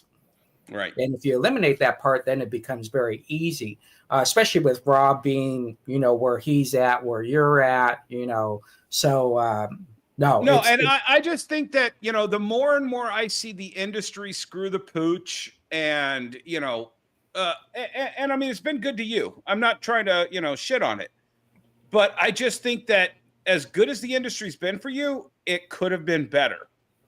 And when you see that a handful, 200 diehard or 100 diehard fans, made a plushie happen for Tony and Trish, and 1,000 diehard fans are, behind 4 of the living legends of the last 30 years of indie comics. I just see that there's another path for you and Rob to bring stuff around. Yeah. No, I don't disagree. It's just, I've also, I told you I stepped out of things for a while. Yep. And, the Outer Darkness Constellation really fucked me up. Yeah. During COVID lockdown, it came when my mom died, my wife lost her job, and this was a book I never intended to pitch to Skybound. Kirkman came to me, and it just came out of conversation, and suddenly like, oh shit, I just gave him my book, which was my dream. I had been working on this since my Wildstorm days. I had the whole thing worked out, and I did this book afterwards called In Hell We Fight, Yeah. which didn't do well. And I'm not saying it was a bad book, but it was me about 85%. Like I haven't been able to like give my all to a creator-owned book, and I haven't found an idea that I like good enough. Like I've always been I'm only going to write the shit that I am willing to buy, and I haven't come up with an idea that I'm willing to buy yet. So I'm real happy writing Spawn and Teen Titans right now, and letting things germinate. But I've never been like a Cullen Bunn, you know. He like, and Justin Jordan. I mean, these guys are idea machines. Just coming up, and most of them are good. Well, one of the things that you brought up earlier, and I'm just going to get into some of these news stories since John is sticking around for a little bit. And John, anytime you got to leave, no worries. Just, say I got to bounce. You got this long. Sounds good. Well, you brought up heavy metal earlier, and the new heavy metal stuff is something that we wanted to talk about tonight. And it kind of segues into that whole segues into that whole. Thank you. Yeah, I like Segoo. I'm going to start using that. That's I try to use it, and then I forget how stupid the pronunciation is, so I just say segue. Yeah. So. That's a long-running joke here at the channel, and people go crazy because of it. I went through a period where I talked about Star Wars, and I would talk about Darth Vader. you wanted to talk about nerds' heads exploding? Right. Sure. So, the recent news comes out today or recently about heavy metal. They originally worked out a deal with Whatnot Publishing to do something over there. It falls through, and now there's talks about them maybe doing a Kickstarter, if I'm not mistaken, right, Jesse? No, that's fully announced. Okay, it's definitely happening. Yeah. So there's a new publishing house that's worked out a deal with. So what it is heavy metal is an IP owned by whoever owns it, and you can buy it and then you can sell it. At one time, the great Kevin Eastman, who ran it. I think he ran a really good product for that. Yeah, I mean, Kevin's got great indie sensibilities. I mean, Tundra, heavy metal, like Kevin's the man. Yeah.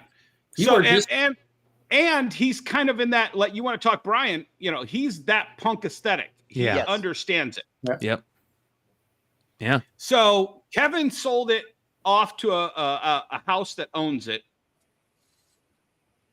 They licensed it to Whatnot. And Whatnot was, all full of fire and fury. And they were going to do this giant launch, tons of variant covers, all this stuff. And at a certain point, I think the people who own this name are just like, guys, shit or get off the pot. Kind of like what happened with John and all of these different, Hollywood movie checks. And they finally, this Metal Hurlant is the one who came to heavy metal and said, hey, we're going to do this side thing. We're going to do it through Kickstarter. We're going to take all of these things that Whatnot. Isn't Metal Hurlant the original incarnation? Wasn't it originally a French publication? Yes. Yeah. But that's not who's I'm sure it's like two walls that separate them, but it's just the name now. Yeah. Right. And I don't know who is in the original, who was original, who's not, et cetera, et cetera. But, look at that cover. That cover says everything I want out of heavy metal. Fuck yes. Yeah. And the thing is popular culture sees heavy metal as that animated movie. Yeah. No. Jesus, which is now what, 25 years old? More. I think way more. 35. Yeah. Well, I mean, that's I think it was 79, 80, wasn't it? That's what the average person sees Mars Attacks. An old Tim Burton movie. Yeah. Yep. When it was out way before that. You kind of have to lean into that completely. Sure, but these guys might have better luck doing a new animated movie. Yeah. Than yet another, heavy metal keeps coming back, and it feels a little cursed at this point. Well, the one thing though is that's very interesting is this anthology style, comic book thing that is really taken off again. You have a lot of the Oni EC stuff. You have the Ice Cream Man stuff at Image. You have, Show. Yep, all that stuff. The Creep Show redo. This anthology style storytelling is really coming back strong. Does it sell? Is it any good? Oh yeah. Oh yeah. It sells. Yeah, it's a very good seller. Yeah, very good stuff. All the Right Oni now- EC stuff and Ice Cream Man is one of the longest running comics over the last 5-6 years now, and they're selling. I'm amazed. Yeah, and I think it's just the fact that horror is so big right now. It's my number one selling product when I do my shows. Is horror by far. Horror, bondage, and then superheroes at some point down the road. And as so much of the industry is trying to chase this audience that doesn't correspond to this audience. Right. This audience is still in comics, and they will seek stuff like this out, and because they're not getting what they want from a lot of the publishers right now. Right. Well, and this is why we brought up the crowdfunding, doing a one-shot special with Chew, is just getting back out there in front of that new audience. You already got the old audience. And the other thing is, and the main reason for crowdfunding, and Polito will tell you, is you're really data mining. And Sure. Yeah, you only grow your audience. Yeah, that is the biggest thing. The great thing about Chew, I always tell people when Chew was coming out, Chew was probably, and I've done this 43 years. Chew was probably the first book I could take Chew and hand to a detective comic customer, and it'd be relatable somehow to that customer. Anything you could take Walking Dead. Go ahead. Because they eat. Yeah, because they eat. There you go. It's very the second you say, well, this detective, he eats, and I eat. Hey, do you eat? Oh, you'll love this comic. It's not. There's the old funny story that Raven Gregory would hang out at Atomic Comics. What was that book that he had, John? The Gift. The Gift. Yeah, The Gift. Yep. And he would stand by the thing, and if someone picked up an X-Men book, he would say, hey, you know what you would really like that goes with X-Men? And he would hand them this gift book. And I'm like, that does not That's go. so Raven. Jesus. So we'll see with heavy metal. It's a smart move in this day and age to crowdfund, build that database, look at the demographics, see what that age bracket is, and then you can move forward to that next stage. Yeah. Speaking of age bracket, that's another thing that was kind of brought up during this show, is that there is this generational thing that's going on in comics right now in a major way. And we're seeing a lot of people talking about these sales of these older books and these, big heritage auctions and all this craziness. But the question that we want to ask is that because a lot of these older collectors and these older comic fans are passing away now, and their collections are coming available for sale, or is it because people are into those books? What is the reason? It's very interesting to ask that question. What do you guys think? Well, I go back to my generational churn, and I'm gonna say it's every 5 years, and I'm gonna say about a third. There's always a new generation of people coming in. There's always people who drop out, and then there's us who are the lifers. Right. Yeah. And maybe we're 25%, maybe we're like a third, but like there are people who get in, it's cool, it's what they're doing in college or school, or what their friends are doing, and then they eventually discover something else and get out of it. The first day I opened my store, this new concept store, retro comic store, a 19-year-old girl cleaned me out of Spawn. That blew my mind. And you know why? Because her father read Spawn. Mm-hmm. Yep. Okay, so her father was probably 40, and he read Spawn when he was a kid, and then he had a girl, and she had Spawn, or he showed her Spawn, and she got it in her head, I'm the next generation of Spawn fan. And she cleaned, literally, I think $150 worth of Spawn books to one person first day we opened. Now, the flip side of the generational churn is, I talk to comic book people all the time. I'm going to shows and stuff like that.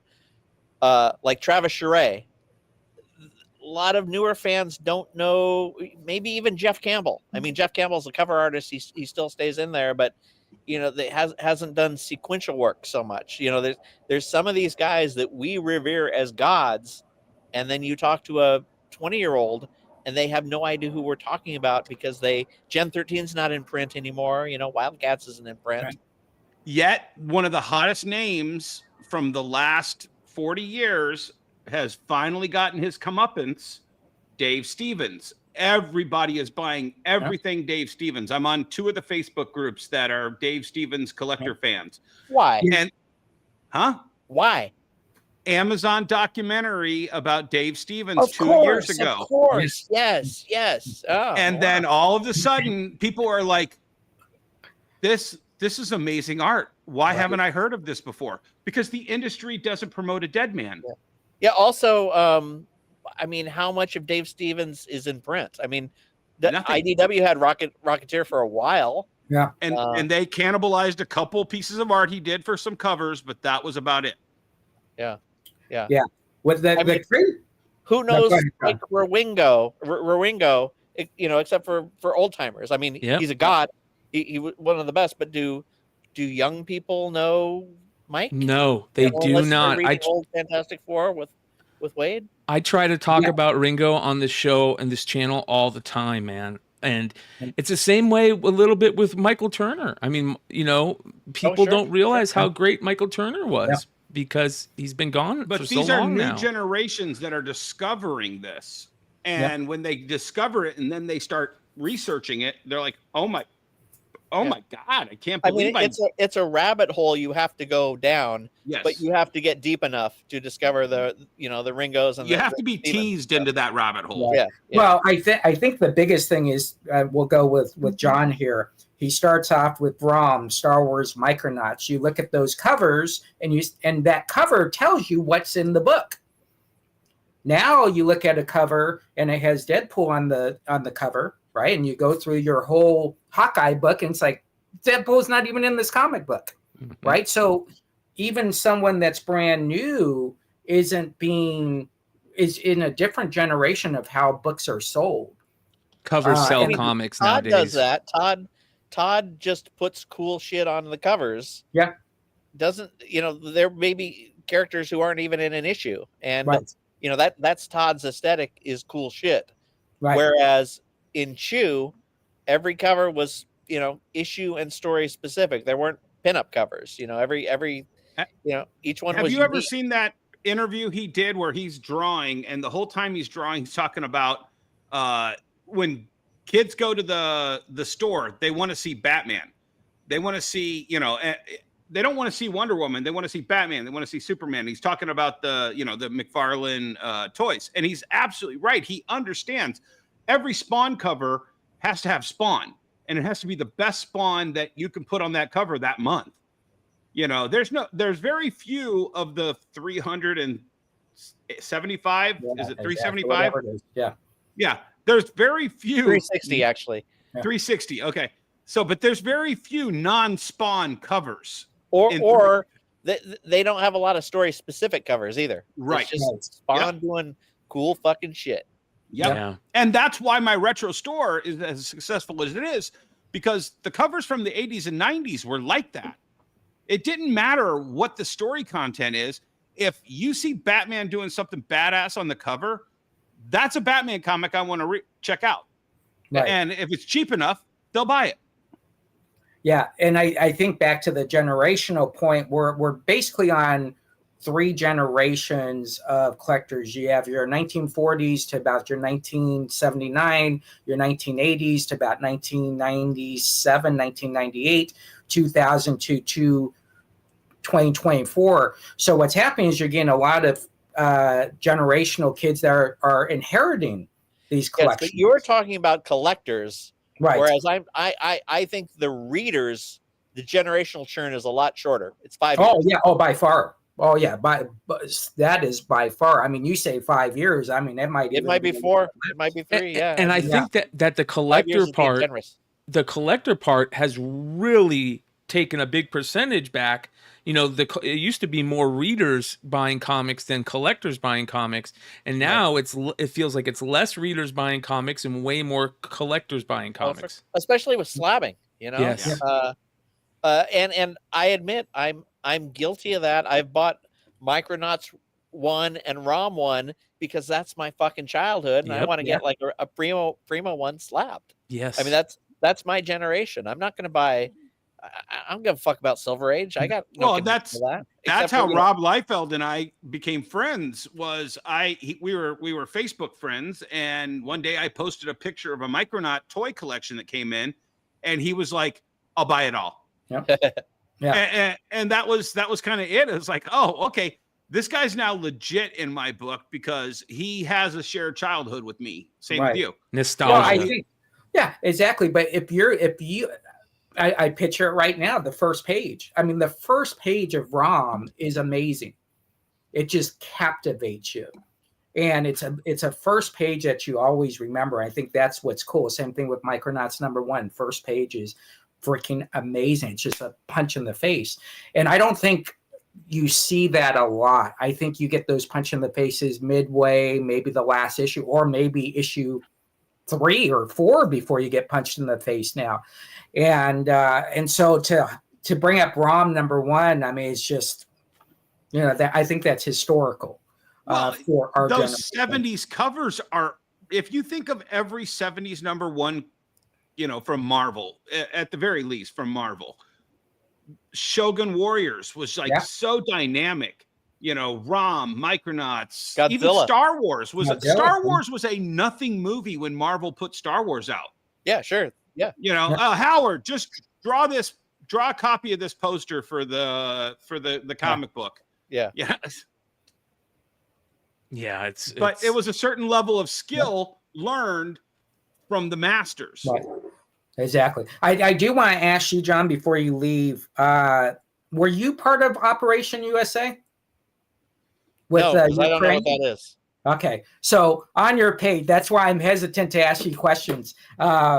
So there was a book that came out for Ukraine. It was a fun run. Oh, yeah. The Comics for Ukraine. We did. That's what it's called? Comics for Ukraine. We did our last Chew story. We did I think a 6-pager for that. And that's just because I'm friends with Doonbeer and I can't say no to him. I mean, he was my first boss. He's one of my oldest friends.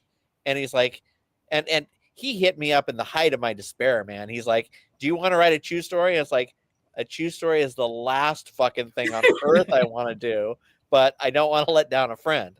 Right. And I got to work with Rob again. You know, we got the band back together. We got a new Poyo spread. It worked out. What was your question? Oh, no, I would by just being part of that Ukraine comic. Is that on my Wikipedia page? Yeah, that is on your Wikipedia page. So, Brian, for at least 3 years, it said on my Wikipedia page that I invented anal bleaching. Well, you were born in 1969. That has been taken off. So, let me ask you this. Did you work for a cryptic studio? Yes, yeah. Los Gatos. Did you go to Los Gatos to work there? Or? Oh, shit, I'll tell you this story. So, comics, I had a lean year in 2005, 2006, like had some bad experiences or books that didn't sell or just a combination thereof. And I started getting video game work that was just paying out the wazoo. Brian Bendis got hired to write the Marvel MMO, and he knew I was writing video games. And he's like, well, they need someone in the office. I'm Brian Bendis. I'm not going to work in a fucking office. I'm not going to move. But, you know, this guy is writing comics. I mean, has written comics and is writing video games. So they called me up and asked me if I wanted to write the Marvel MMO with Bendis. This is 2007. And this is going to get me in at Marvel. You know, I'm already writing Marvel now, but if we had just had a baby, my wife was working in newspapers that was dying. And if I moved to San Jose and I'm working with Bendis, I am in at Marvel. So I moved to Los Gatos, and I'm working on the Marvel MMO, calling up Bendis, a couple times a week and having conference calls and writing this. And after about 3 months, Microsoft pulled the plug. Oh, it tore Killed the me up, game. man. I was so mad about that. I was so into like I got so addicted to that World of Warcraft game, man. Oh, me too. Me too. I loved that game. And I was Yeah, not I played World of Warcraft for 15, 20 years. Yeah, man, it was so much fun. And I was so looking forward to the Marvel one. They're like, Marvel's dead. You've moved. You're kind of fucked. We're going to keep you as lead writer, but it's going to be generic superhero game. I'm getting paid more than I've ever gotten paid in my life. And it became Champions Online. You know what that is, Brian? It's from the same guys who did City of Heroes. Yep. Anyways, making a fuck ton of money. But they basically said, hey, the game's going to ship in 2 years. This is a long-term temp job because video games nomadic. Like as soon as the game ships, we're firing more than half of you, and God knows we don't need a writer. So you got 2 years to bank a bunch of money. So I got a bunch of money. I've got this weird fucking bird flu cop book that nobody wants. But I got pockets full of money. I am going to finance this book that no one on earth is going to read. No one's going to give a fuck about it. No one's going to care. But I can show it to editors and say, hey, I'm still in comics. This is what I can do. I'm going to lose money, but this is my loss leader to get more work. Hell yeah. And right about the time the game came out, Chew came out and just started selling out like crazy. And we're doing reprints, all this sort of stuff. And then I get laid off. And my wife says, hey, comics weren't working out for you. You can move back to Seattle, but, bitch, you got to get a job. Or you can move to Phoenix, where she's got family, and it's the housing crisis, the financial crash, and you can get a house dirt cheap with her family to watch our baby, and you can still do comics. I chose option B. Hell yeah. And then Chew just blew up. But that was my cryptic years. That was 2 years off of comics from 2007, 2009. So you moved from San Jose to Phoenix in 2009? Yeah. So I was living in Cupertino in 2009 and moved to Phoenix in 2009. Wow. Is that crazy? Wait, so I think I went to a comic book store in Cupertino. Yeah, there's a couple I didn't have a store there, but there was a couple of stores in Cupertino. I wonder if we went to the same store. Yeah, and then there was Los Gatos, Capitola, obviously. But yeah, we probably were in the same store. It's crazy because I grew up in Merced and you're in Sacramento. Yeah. Oh shit. You're in the same world, time. man. I'm like, what the heck? All right. We were destined to meet, Jesse. So before you get out of here, I also have to ask you a question that we ask every creator. I'm here for a while, man. All right, perfect. Trying to get me out of here. So we ask every creator that comes on the channel, sometimes a cringy question for you guys, but it's one of the things that I love to collect. It's one of my favorite things to collect, and that is creators first. And we have a list over at Beyond Wednesdays creators first list. It's linked in all my stuff. It's a living list that people can add to comments and stuff. And I need to know, what is your first ever professional work that was ever published in comics? In comics. Yes. How deep are we going here? I want to know, did you send any letters in when you were a kid? Oh, Jesus, yes. I've got a letter in, I think, Micronauts 32, and I think Firestorm 17. All right, hold on. Micronauts. I would have to see the covers. I'll pull them up. 32 and Firestorm 17. I'm totally using this. I'll pull those up, and then while I pull those up, what's your first thing that you? Yeah, your professional work. Well, getting paid or getting credited? Credited. When I went to Wildstorm, there was another editor who was doing books on the side, and I had design skills. Nope, that's not the right Micronauts. Okay. Let me go to. I'll go to cover price. I think it was Chirility 2 that I have a design credit on, which is like a. How do you spell that? I don't know. Sure. It's a manga with boobs that I did. You know, I helped the guy and I got like a special thanks. 1L. 1L. Oh yeah, look at that. Yes, there it is. I think it's that first issue. Yeah, that's no number one. Number one. I 1997. Look at that. Yeah, I think I've got a a special thanks credit in there. That's now you're old awesome. school enough that you actually called it. You said manga earlier, but did you used to call it manga? Probably. Yeah. I mean, I still get Dark Seed and Dark Side wrong. Yeah. And I gave it's Dark Side, isn't it? Yes. Yeah, it starts. Well, I gave a DC podcast yesterday and I called it Dark Seed. And I'm like, That's what we used to call them. And I got Magneto and Magneto wrong, and I got shit for Thanos all the time. Right. It's like it's Thanos, and I'm like, I always kind of thought it was Greek. When I was a kid, Yeah. I called Galactus Galacticus. Yeah.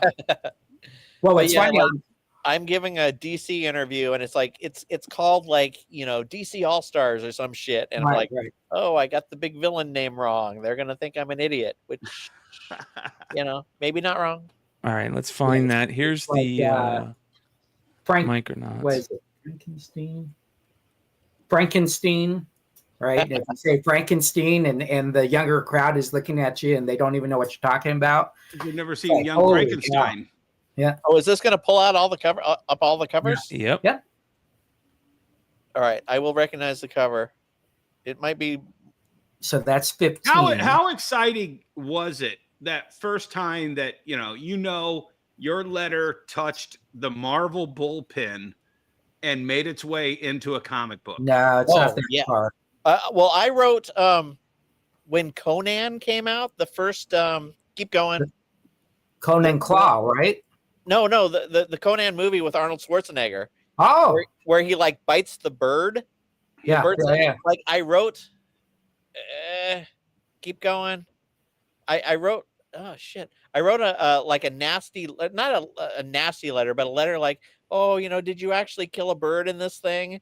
And they said no, and they sent me a no prize. Oh wow! Oh wow! Yeah. You're our first no prize recipient. Yeah. Unfortunately, my parents' house flooded. Go back. My parents' house flooded in '96, and I lost my great comics, and I lost my no prize. Oh damn! No, it's further. It's beyond the 30s. Beyond here's the. It's 30s. when they went to direct market. Right here. Here's direct. Nope. Keep going. Keep going. I know the cover. I remember this one. I was just looking at this one the other day. Oh yeah. Keep going. Fuck! I don't see it. No. Oh, 48. 48. Yeah, that one's cropped. Is that it? I think you're right. I think that's it. Yeah, it's a wraparound. Yeah. Yes, that is the cover. I have a letter in. This is awesome, man. 1982. I graduated high school in '86, so I would have been an 8th grader when I got that published. And it's so funny because they published your full address. If I go in there, it's like it's got my address and my childhood home, which you can't do that these days with freaking wood stalkers. I've always said there's got to be a comic retailer who just wants to, who just for shits and giggles should just look in the letter columns and contact all of these people's addresses with letters saying, if you still have your comic books, I'm buying. It doesn't matter if 90% of them, the 10% that hit could be some of the best collections out there. Right. There was actually a book in 1980, which was a comic fan directory you could buy. Okay, keep going. That had all these comic fans' addresses in it. I forgot what company it was. They did for about 3 years. There's like 10,000 addresses. All the fans. 31. Yeah. All the 31? fanzines used to publish the list of all Yep. the. Oh yeah, for sure. Yeah. But of course, that was an age where that's how you connected. I mean, you even Right. like you wrote letters to people because there Yeah. wasn't the freaking internet. So what- did you know your story was in the back, or you're just reading it and saw it? Wait, what are you talking about? The Your letter. letter. The letter. Oh no, how would you know? They don't tell you. didn't. Yeah, Right. they So don't. you was just reading, right? Yeah. You hope. I'm sure I wrote more letters that didn't get in. Oh, I wrote probably about 20 letters to the GI Joe editors, and not one of them ever made it to the letter column. Yeah, I wrote a lot of letters to Cerebus, Yeah. to Dave Sam. And the irony is, years later, some fucking rich plastic surgeon or whatever who is like has disposable income in Texas flew Dave down. He was also a Chew fan, and I've actually got pictures of Dave Sim, Wow. my childhood hero, reading, holding Cerebus, and one where he's like pretending to bite an issue, like teenage Layman could not have, believed that. Yeah. What was your first paid work? Well, that would have been Wildstorm. I mean, we're counting as an editor. Yeah, Or- whatever you got Yeah. credited as. Yeah. I don't even know what my first thing as an assistant editor was. But you know what? Going back to Dennis to something you said, like how cool was it? There was a point during Heroes Reborn where I was Jonathan Peterson's assistant, and Brandon Troy walks in, and he's scripting Fantastic Four, Heroes Yep. Reborn. He's like, "Hey, should I have Reed say this or this?" And I'm like, "Oh, excuse me, sir. What if he says this?" And he's like, "You got it." And it's like, I just fucking put words in Reed Richards' mouth. Like, how cool is that? And I have to say, I still get that because I wrote a Titans. Now I have a bucket list. Who haven't I written? And I got to write Superman in Titans. And Nice. it's only a panel with a line, but I'd never written Superman before. And it was really cool to say, to go to my local bar and say, "Hey fuckers, I wrote Superman today." So Yeah, the that's crazy. creators writing letters is my favorite thing to find. Oh yeah, like when you're just reading a book and like there's freaking Kurt Busiek or something. Yeah. Kurt was in a lot of them. Mark Wade's been in a couple of them. Those guys are lifelong nerds. I got one name for you. What was the TM Maple Leaf? Maple, yeah. TM Maple, yeah. yes. Remember that guy? He was always in them. Frank Oh, Miller wrote a letter into Amazing Spider-Man Oh, 139 and into the Cat #3. Of And he course, had to George use R. R. airmail Martin. stamps back then. George R. R. Wow. Martin wrote into Fantastic Four. Oh, that's crazy. Right? Yeah. Isn't that fun? Todd McFarlane wrote into Superman. Yeah, just Oh, cool that- stuff. And you're making a list of that? I That is have a really list cool. of all of it. There's a link to it on my channel. It's called the Beyond Wednesdays Creators First List. I put it in everything I do because I've been trying to put, before I started doing content on YouTube, almost 10 years ago now, I had all this on, in a notebook, just that I would, whenever I come across them or I'd hear something, and I put it over to a computer and I lost about half of it. So I started putting it out on the content on the channel, and people help me. Because there's a link to it, they can comment and they add to it. So there's everybody, Neil Adams, Charlie that's Adlard. super cool. I mean, yeah, it's very fun. And I think artists more than writers get cringed out by it, right? Because Oh, not There- at all, man. It's a point of pride, man. In fact, I got a letter in Bone very early on, and it's like I said something like, "Yeah, I thought this was a porn comic," and then Stray Bullets is my all-time favorite comic. I got a letter in Stray Bullets too, wow, which is I pretty cool. love this, man. I am gonna hit the restroom again. All right, Okay. brother. Let's Wow. talk about those. So we shared a lot of stories about comic retailers hurting here in the holiday seasons, and one store announced that they're closing.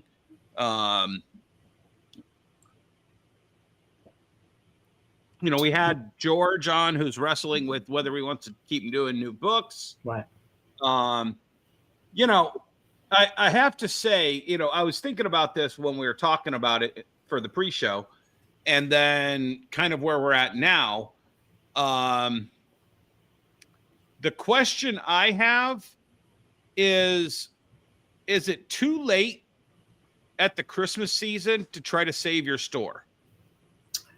Well, and see, that's the problem in business. That we have is we do equate it to quarters, to seasons. Where when you own your own business, when I was with Nordstrom, it was done daily, right? You got to beat last year. You got to beat. Does not matter that you had to sell on last year and you don't have a sell today. It doesn't matter. But when you own your own store, you gotta be on top of your game every day. So when December comes and you're now saying, "Hey, it's December, we need help," what happened those rest of those days? Right. And that's, I think, what we're seeing is, number one, it's very hard to ask for help. I'm going to tell you that right now. Yeah. So for someone to have something in writing on a page that's viral, that's social, that's very tough, right? If you have an ego, you don't have an ego, it's just a tough thing.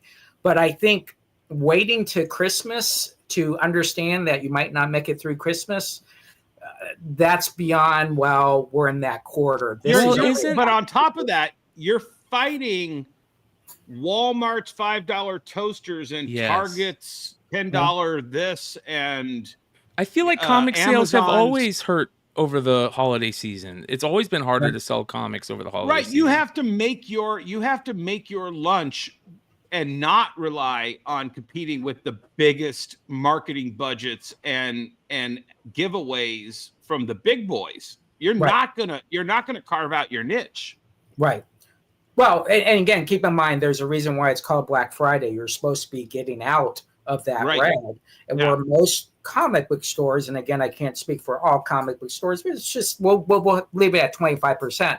25% will be in red all year. It does not matter what they do because they're chasing new issues every week. You're always in the red no matter what.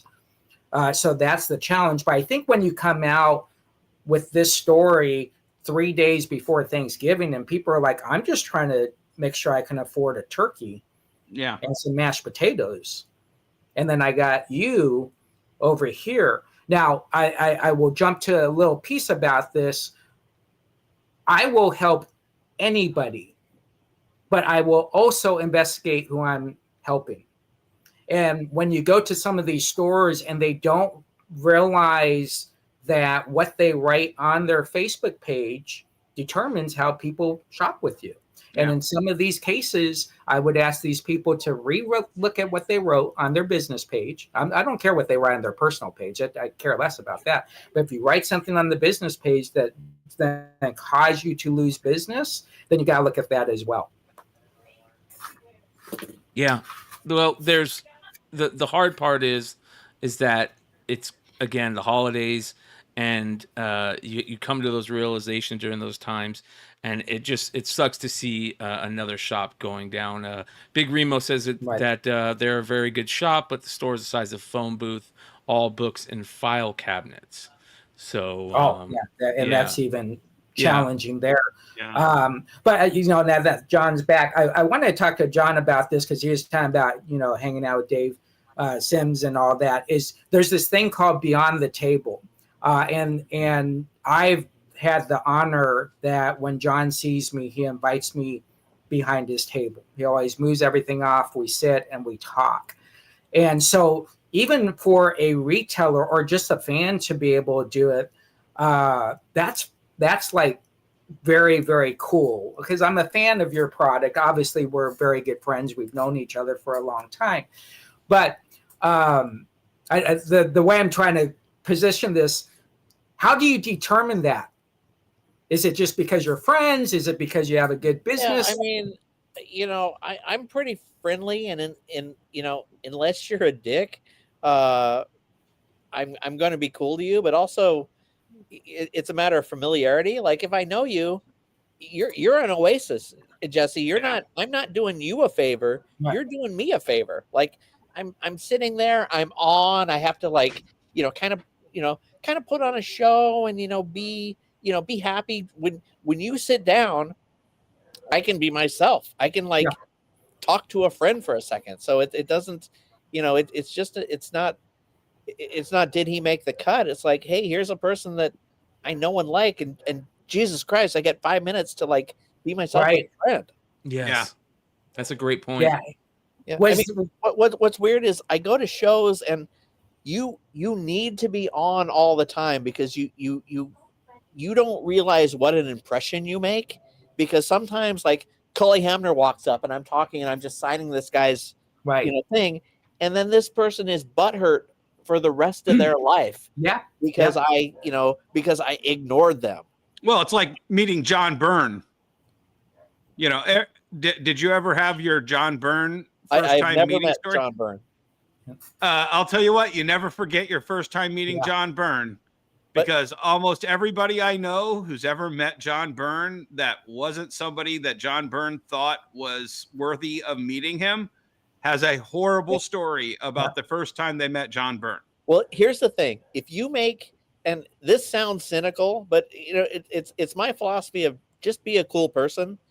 If you make a good impression on a comic book person in a line, they're your fan for life. Yeah, exactly. So, be fucking cool. And it's not about money, No. It's you're playing the long game. If this person doesn't have $5 in their pocket and you're cool now, you're going to get $50 over the years. And it's not you just want money, just be a good person. Well, John Byrne has that classic story where it's like, I didn't get paid for this reprint. So here's my rubber stamp that I'm going to stamp my signature on.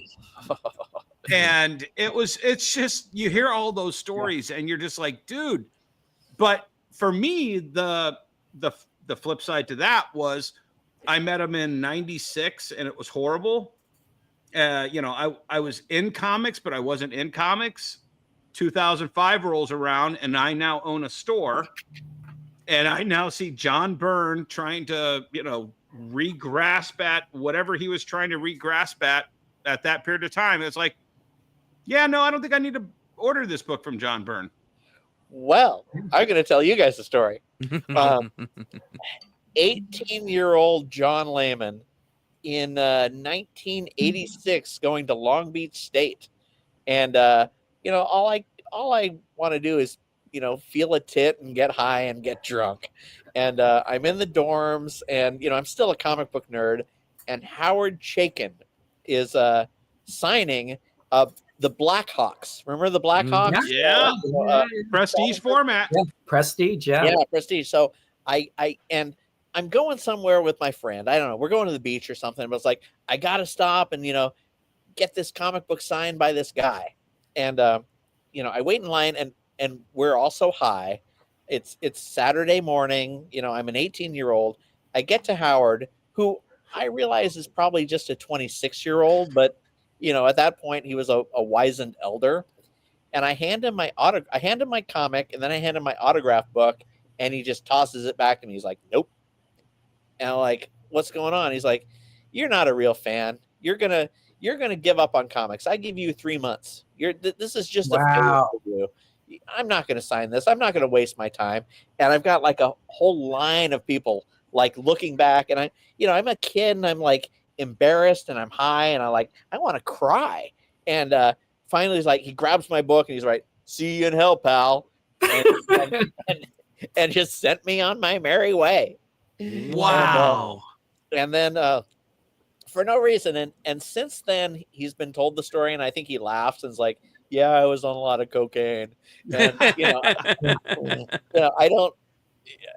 I don't necessarily bear him any ill will, but I haven't read any Howard Chaykin comics since. Yeah. And Howard was next to John Byrne and witnessed my entire interaction with John Byrne. And he literally did one of these. Oh God, John's doing this again. So there was a point at Wildstorm where we were talking about creative teams for, I don't know, Gen 13, DV8, and someone brought up Howard Chaykin. I'm like, no, I don't think he'd be right for the book. Yeah. Boom. Yeah, it does. First time I met John Byrne, 1983, San Diego Comic-Con, El Cortez. That's my whole story. I don't even want to talk about the rest because I've blanked it out of my mind. I try to give fans a good experience. Like sometimes, someone will say like, "Oh, I was mad at you because you were talking to someone else." And it's like, dude, chime in. I'm just talking to a friend. We're bullshitting. Like I will always put you first, but just because I'm talking with a friend doesn't mean I'm ignoring you. You know what that is though, John? I feel like part of that, and this isn't, I talk about this all the time, so I don't want any, if people out there haven't heard me talk about this isn't me throwing any shade on comic fans, but sometimes as comic fans, we're not the best, dealing with other people sometimes, and people are worse than others. And also, we get, I mean, some of these people are nervous. Like some people meet me, they're so fucking scared to talk to me. It's like, I'm just an asshole, I'm just a dude. Like, why are you worried about me? Yep. Well, one of the things, so you probably don't know this, but I was a booking agent for 5 years where I went around with the celebrities who signed autographs at conventions. I did not know that. So I represented like 19 of the actors from Star Wars, Aliens, Star Trek, you name it. And I used to tell them, and of course, table technology has advanced since then, it's the thick brown line that separates you from the fan. It's up to you to decide where you are comfortable allowing that relationship to go. Yep. But it's the thick brown line that is there because the tables were all brown fold-up tables at that time. And some of them were like, hey, Dennis, I don't want to touch the money. You collect the money. You tell me what I have to sign. Boom. Excellent. Dennis, I don't want people coming around the table for pictures, but if it's somebody, I'll come around the table and take a picture with, so there's all these things. And I don't think that the comic industry was really ready to understand that nervous interaction with their fans. There's a level of celebrity now. I mean, look at like Jim Lee Momoko. And even Tom Taylor or Tom King. Yeah. One of them needed fucking bodyguards. Yeah. Look at Momoko. 3 years in a row, a fight has broken out at her booth. Yeah. She's like the sweetest person. Like it's not. Yeah. And I think the one thing John has with Chew is that fan is a cult, right? When he did Detective right after Chew, people still brought him, when he did signs at my store, still brought him more Chew stuff. Why? Because that was John's stuff. I have to say creator-owned fans are a little different than, because I'll get a Titan fan already coming up to me like, oh, I'm mad about Raven's haircut in this issue. It's like, I don't give a fuck about that. Like, I care about story, and they care about, weird stuff. Like, I don't think Arsenal would talk to, Donna Troy like that. It's like, everyone's got an opinion in, especially in DC and Marvel, whereas, you're God in your own creator. Like, no one's going to come up to me and say, I don't think Tony would say that. Right. Well, he would, motherfucker. You know what? Megan Hutchinson put out a video the other day of her talking about this type of thing at a con that made me just totally go, change my thought process and the whole thing. She said, comics are great because everybody has a seat at the table, even writers. If you're not happy with the writers, wait a little bit, it might change, For sure. It will change. Yes. If you don't like in this incarnation, if you don't like that this character's dead, he's coming back. Yes. And if he doesn't, it's because the story was so good, it changed the status quo. If you don't like the art, all artists are different, and that's why they're comic books, because everybody has a seat at the table to play around with it, The only time I ever had that interaction was, do you remember Kevin Dooley? Oh, sure. Turtles writer or Turtles artist, right? No. Kevin Dooley was the editor at DC when they decided that Hal Jordan would go insane and kill off everybody and okay, and do all of the stuff that and that was my snap point, the parallax. Now it wasn't necessarily that, but I went up to him. I'm like, John Stewart's a Guardian now. What happened with John? Oh, you know what? We changed all that. He's going to be a Dark Star now. And I'm like, he just gave up his Guardian powers. And when's this happening? Oh, it's going to be off book. It's just going to happen.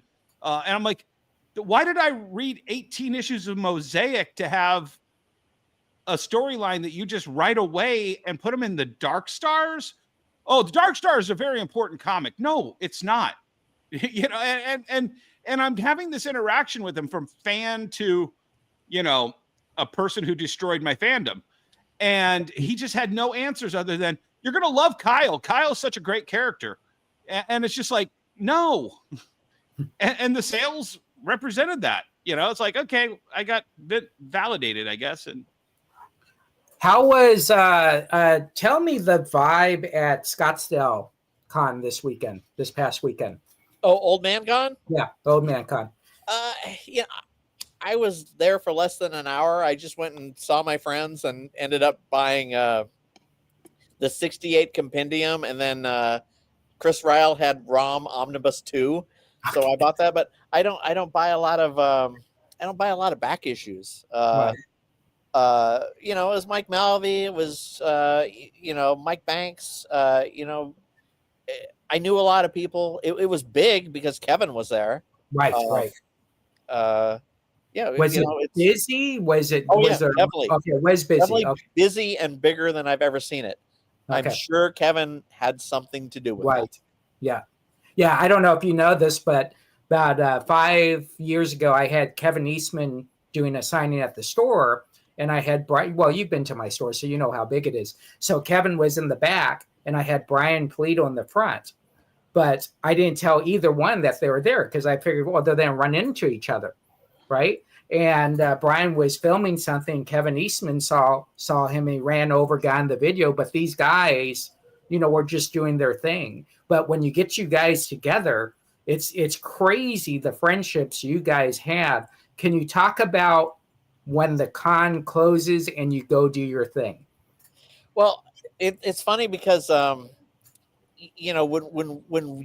pros get together, we talk about anything other than comics. Yep. Right.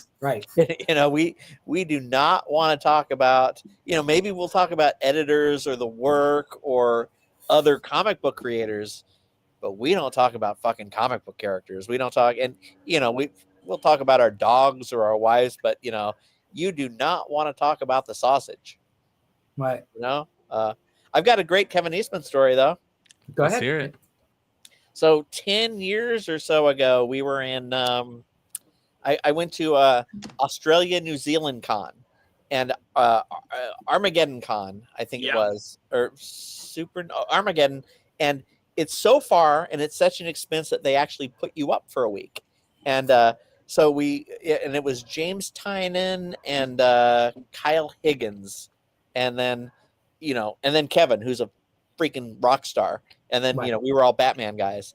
And then, we spent the week doing, Hobbiton and Glowworm Caves and all this sort of stuff. And Kevin went on like his honeymoon in Fiji or Bora Bora or something. And he shipped all his prints to the New Zealand show. And turns out they were lost in the mail.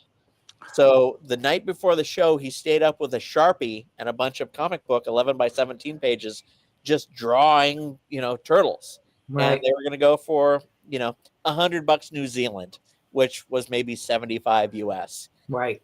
And here's your chance to get a turtle by Kevin Eastman, 11 by 17 for $75. So the 3 Batman artists were the first guys in line to get Kevin Eastman original art. That's right. so funny that you bring that up, John, because in the chat earlier, Plungecast wrote, that's one thing I try to put in. He wrote, exactly. I bought Chew Comics after meeting John and Rob at the New Zealand Con in 2020. It wasn't 2020. Well, whatever. Yeah, whatever. Yeah, probably- yeah, Yeah. but sure. So Yeah. my funny story about when I first met Kevin Eastman was, I can't remember what San Diego it was 01, 02, somewhere around there. And I'm standing at the bar at the Marriott. This is with the second floor bar, the escalators would go up. Yeah. One of my second favorite bar on the convention circuit. And I'm standing at the bar waiting for the drink, and this fucking punk in a do-rag walks up and cuts me off to try to talk to the waitress. I'm like, whoa, buddy. I'm here first. Wait your turn. And he goes, oh, I'm sorry, man. I'm sorry. I'm like, don't worry about it. I'll buy your drink. What are you drinking? And okay, so we're sitting there. Bartender comes over. I order my Jack and Cran, and I order his Budweiser or whatever the bottled beer was he was drinking. And while we're waiting for the bartender, it was crazy. 5 people come up. Mr. Eastman, you're my favorite, blah, blah, blah, blah, blah. Now, meanwhile, I'm like, oh, what's your name, bro? He goes, Kev. And I'm like, oh, okay. And blah, blah, blah. And Mr. Eastman, oh, turtles meant everything to me, blah, blah, blah. I'm like, oh, fuck me. Did I just fucking dick move to Kevin Eastman? Yeah, And but you were gonna buy him a beer. I mean, that's I bought him the beer already. I already bought it for him. yeah. There's no big move there. Yeah. So he goes, hey, I'm like, oh, so you created the turtles, bro? Yeah, I love those when I was a kid. And he's like, yeah. That's like, and then I didn't talk to him about turtles. He stayed there and talked to me for like 15 minutes about what do you do here? Oh, okay, blah, blah, blah. And we hit it off. And for like the next 3 or 4 years, if he saw me at San Diego or whatever convention it was, I was that guy that didn't give a shit that he was the turtle guy. Yeah, it's a relief to talk to you. Yes. No, Yeah.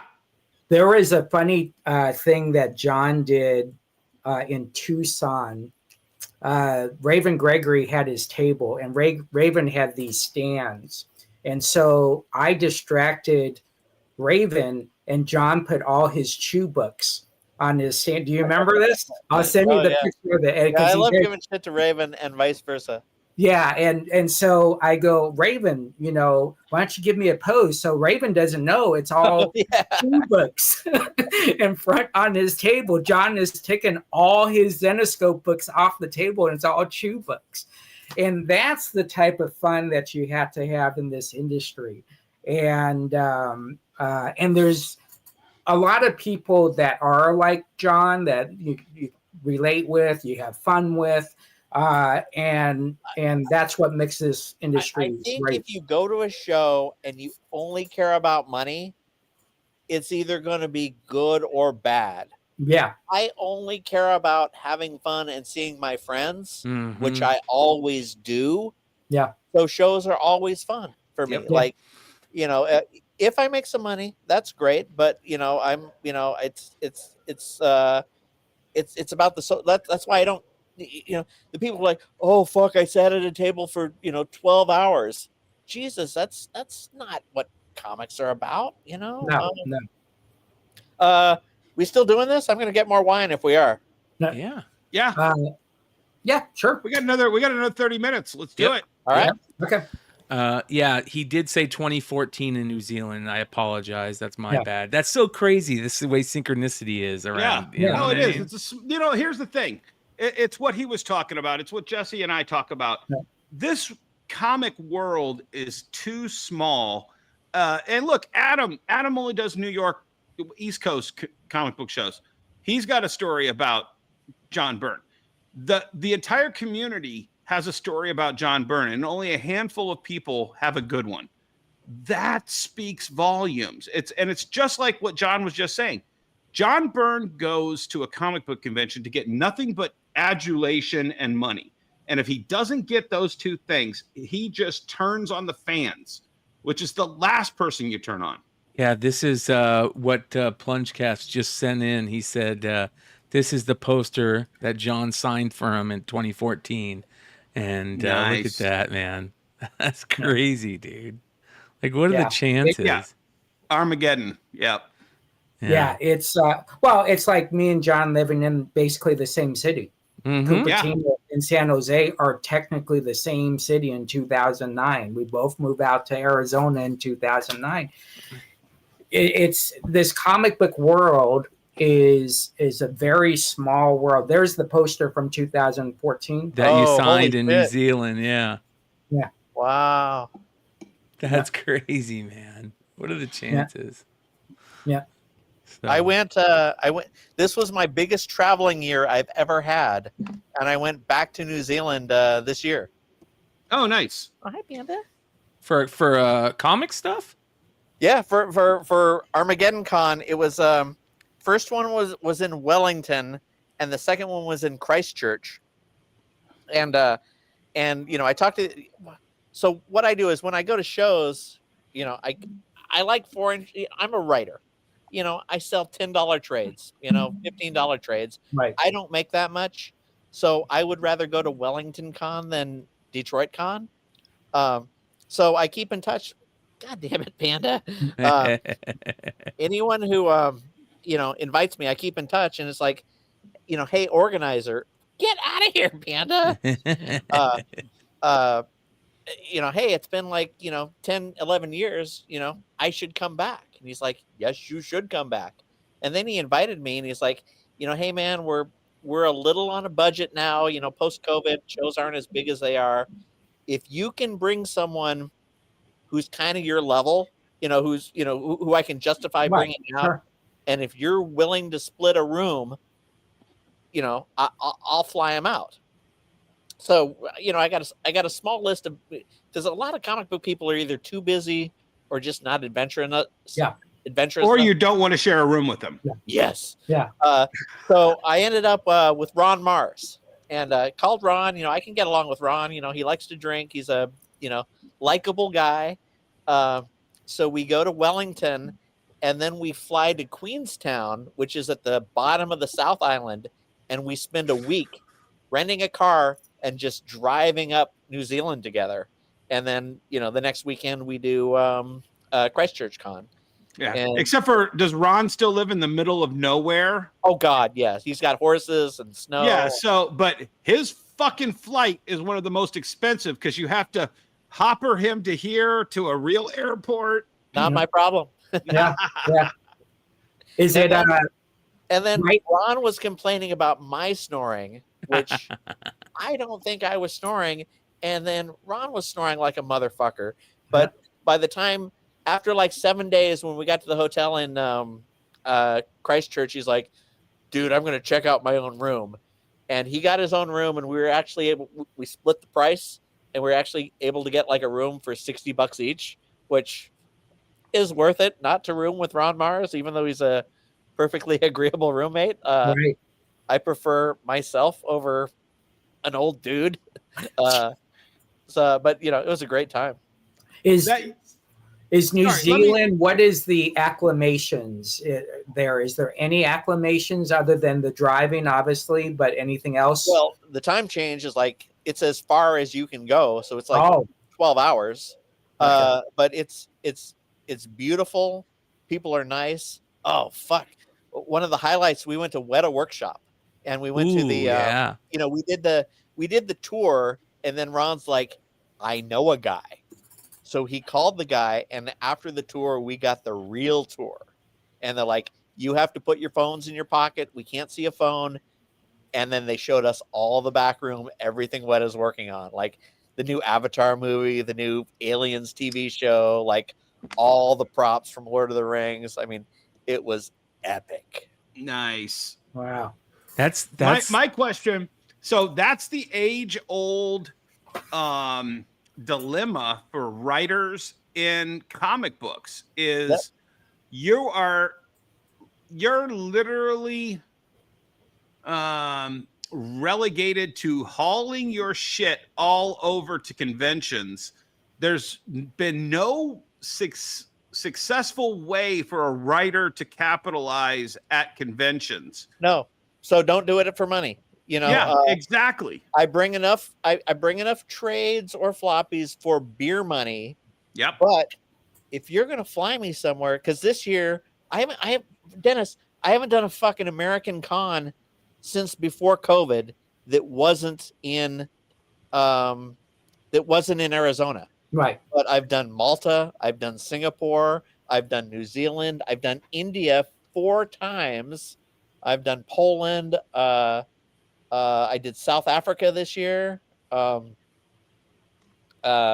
Yeah, so Poland would be cool. yeah, Gail Simone taught me this because she was going to all these places, and I'm like, Gail, how do you do it? And she's like, well, I ask. So I have a form letter, and it's like, hey, my name's John Layman. I've written this, I've lettered, I've designed, I've edited. Here's the things I can talk about. I've written for the big 2. I know how to pitch the big 2. I know how to pitch indies. I know how to letter. I know how to put books together. I can talk about all these subjects. Bring me out. I'm short. I need an economy seat. I don't need green M&Ms in my, in my green room or whatever. Just bring me out. Hotel with internet, room to and from the hotel. I got the rest of it. And then I usually stay a few days. If I'm going to go to India, I'm going to stay a few days on my own dime and go on an adventure. So I have, on the back of Chew, which is in 12 languages, I have traveled the world. That's awesome. I don't make money, but I spend money at home. So, you go to a country like Poland where you can eat like a king for $20. I spend less money in Poland than I do at home. How is the customer base there? Is it more, I don't know what the right words would be, but because they know you've traveled so long, is it, how is the interaction? Everyone is grateful. Like the further you go, the more grateful they are that you're there. And they're also, it's weird because, a lot of people don't know you, but then there's a handful of fans that do have a Chew number 4 or a Bay City Jive or a Gambit 4, and they are so fucking grateful. Dude, Bay City Jive has one of the most collected, one of the books that I've been looking for forever. Yeah. It has a J. Scott Campbell cover. Yeah, that is one of the rarest books that I have been looking for forever.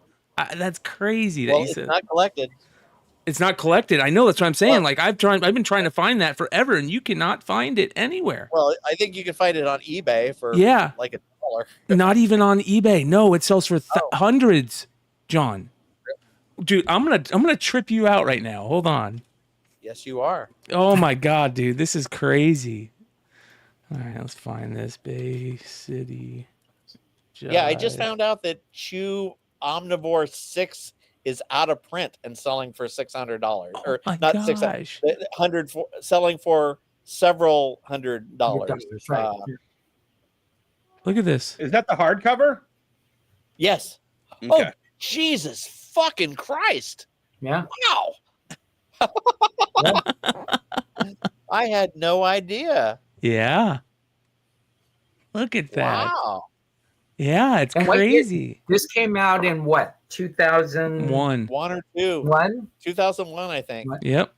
And in retrospect, like a white dude writing a jivey black dude with in Chinatown with like hot Asians, like this I mean, DC would never collect it right now because it's not politically correct. Yeah. Yeah. But Jesus, it was fun. I love that book so much. That's the type of shit that I think is great too. I'm surprised they don't collect that. I think it's the only book in comics with a logo that has a lava lamp. You're right. You're right. I can't think of another one. I think there's. Oh, you're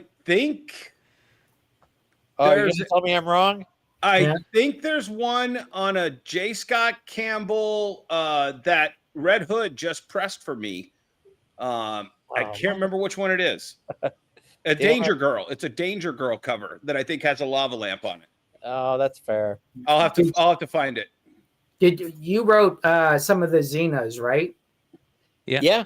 I wrote was that for Topps? that was some of my for Dynamite for Nikki Barucci. Oh, it was Dynamite. Oh, okay. Yeah, it was one of my actually, I think one of my first gigs was Claw Red Sonya, which led to Xena's. I've written a fair amount of stuff for Dynamite over the years. Okay. It was funny because I wrote Mars Attack. I wrote Claw Red Sonya, and then I wrote 15 issues of Mars Attacks for IDW, and then I wrote Red Sonya Mars Attacks. But I knew that the licensor was a different person, and I also knew that Dynamite didn't know the IDW stuff and didn't really give a fuck. So I wrote it all in the same continuity. There you go. Knowing no one would pay attention. Yeah. By the way, shout out again to Nick Barucci, who, I don't know if you saw this, Dennis. I talked to Jesse about it. He came on Saturday night. We had my Saturday night shows, John, are just like anybody. I put the link out there, and all these people just jump in throughout the night. And we had some other content creators on, and they were talking about Dynamite and this and that, and why does Dynamite do this? And Nick was in the chat, and Nick goes, "I'll answer these questions. Send me a link." And Nick jumped on, like in the middle of the show, and stayed on. It was like 2 a.m. for him. Stayed on for 2 hours, talking about why Dynamite does the things they do, and it was one of the best conversations. It felt like an industry show on Saturday night, man. I missed that show. I was out till 4 a.m. with my son at Detroit Greektown Casino for his 21st birthday. Oh, that's awesome, dude. Yeah, so we got him drunk, and then we had pizza at 3 a.m. from the shitty pizza place that's open, and right of manhood. So yeah, I missed it. Yeah, shitty pizza or shitty Jack in the Box tacos are the best drunk food, right? It's unreal. That grease. Yeah, I've had a lot of good times with Nikki, and I had a lot of good times with Nikki and John Cassaday, which yeah. I mean, it's been a tough year. It's been a tough year for people going. Yeah. We had that was a rough show. When that happened, the last time we had Nick on, we talked about that and how close him and John were, and he talked about how rough it is, and that's one of the toughest things about getting older, man. Is John, for 5 to 7 years, he was my best friend in comics. Pre iPhone, we've had 1 million adventures together. I don't have a single fucking photo with him. Oh, breaks my heart. Same story. But here's the thing.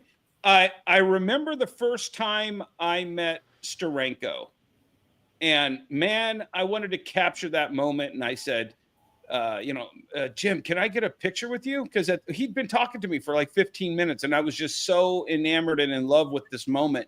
And he literally says, "No, put the camera away. Live in this moment." Yep.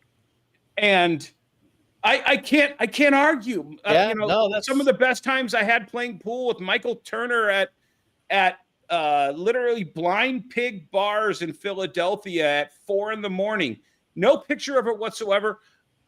Hopefully I never get Alzheimer's and I can remember that moment forever. No, I get it, but John and I had 1 million adventures. Yep. I don't have a single picture, and that kills me. And post-COVID, when I came back to the con, I was just taking pictures left and right. Like, I realized how many pictures I don't have with people. And, I don't need 1 million pictures, but I would like to have one at this point. Yep. Yeah, Steranko doesn't like to take pictures with people. That's for sure. That's not one weird. of his things. He's a dapper dude. I would think he would like pictures. There's a really good post, and I think it's Mark Silvestri or it's Adam Kubert. It's one of it might have been Adam, and he walks up. Adam's got one of those glasses that record video, and he's testing it out because a company had given it to him.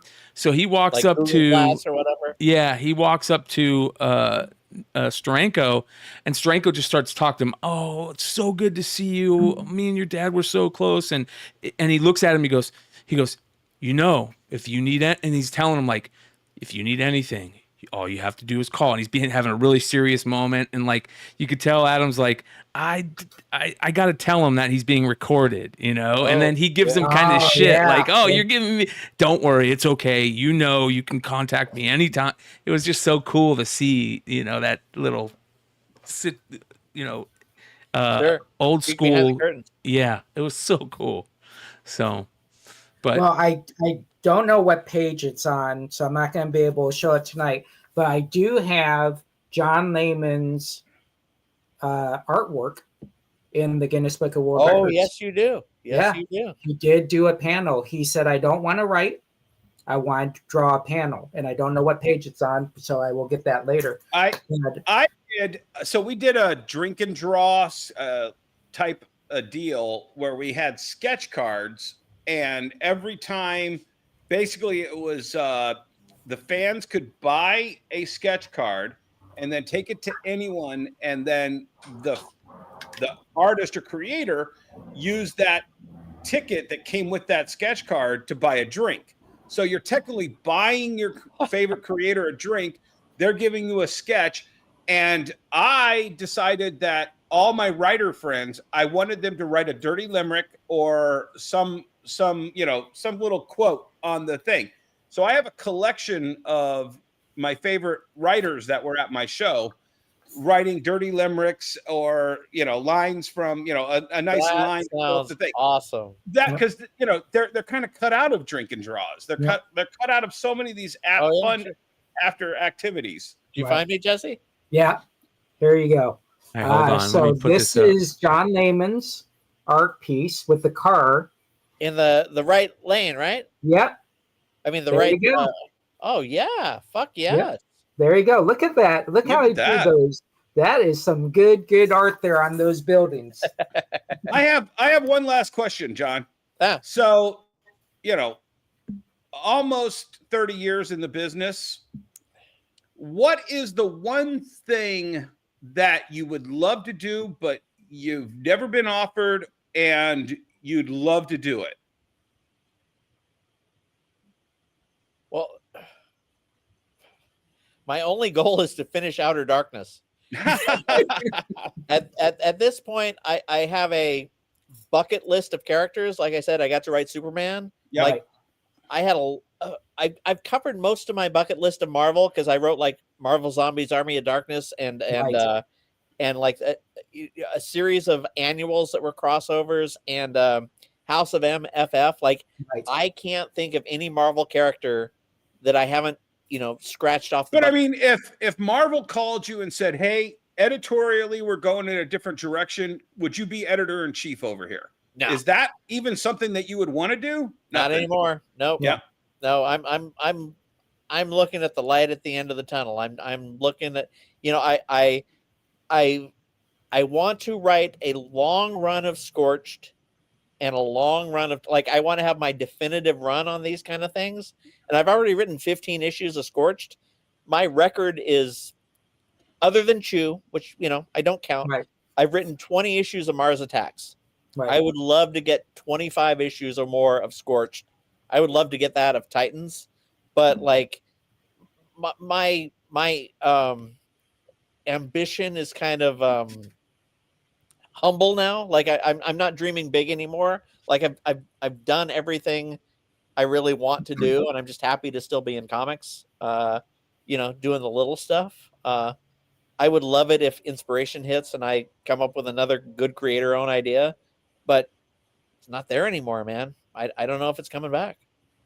Do you take all the Scorch stuff to the McFarlane offices, or you're just zipped out?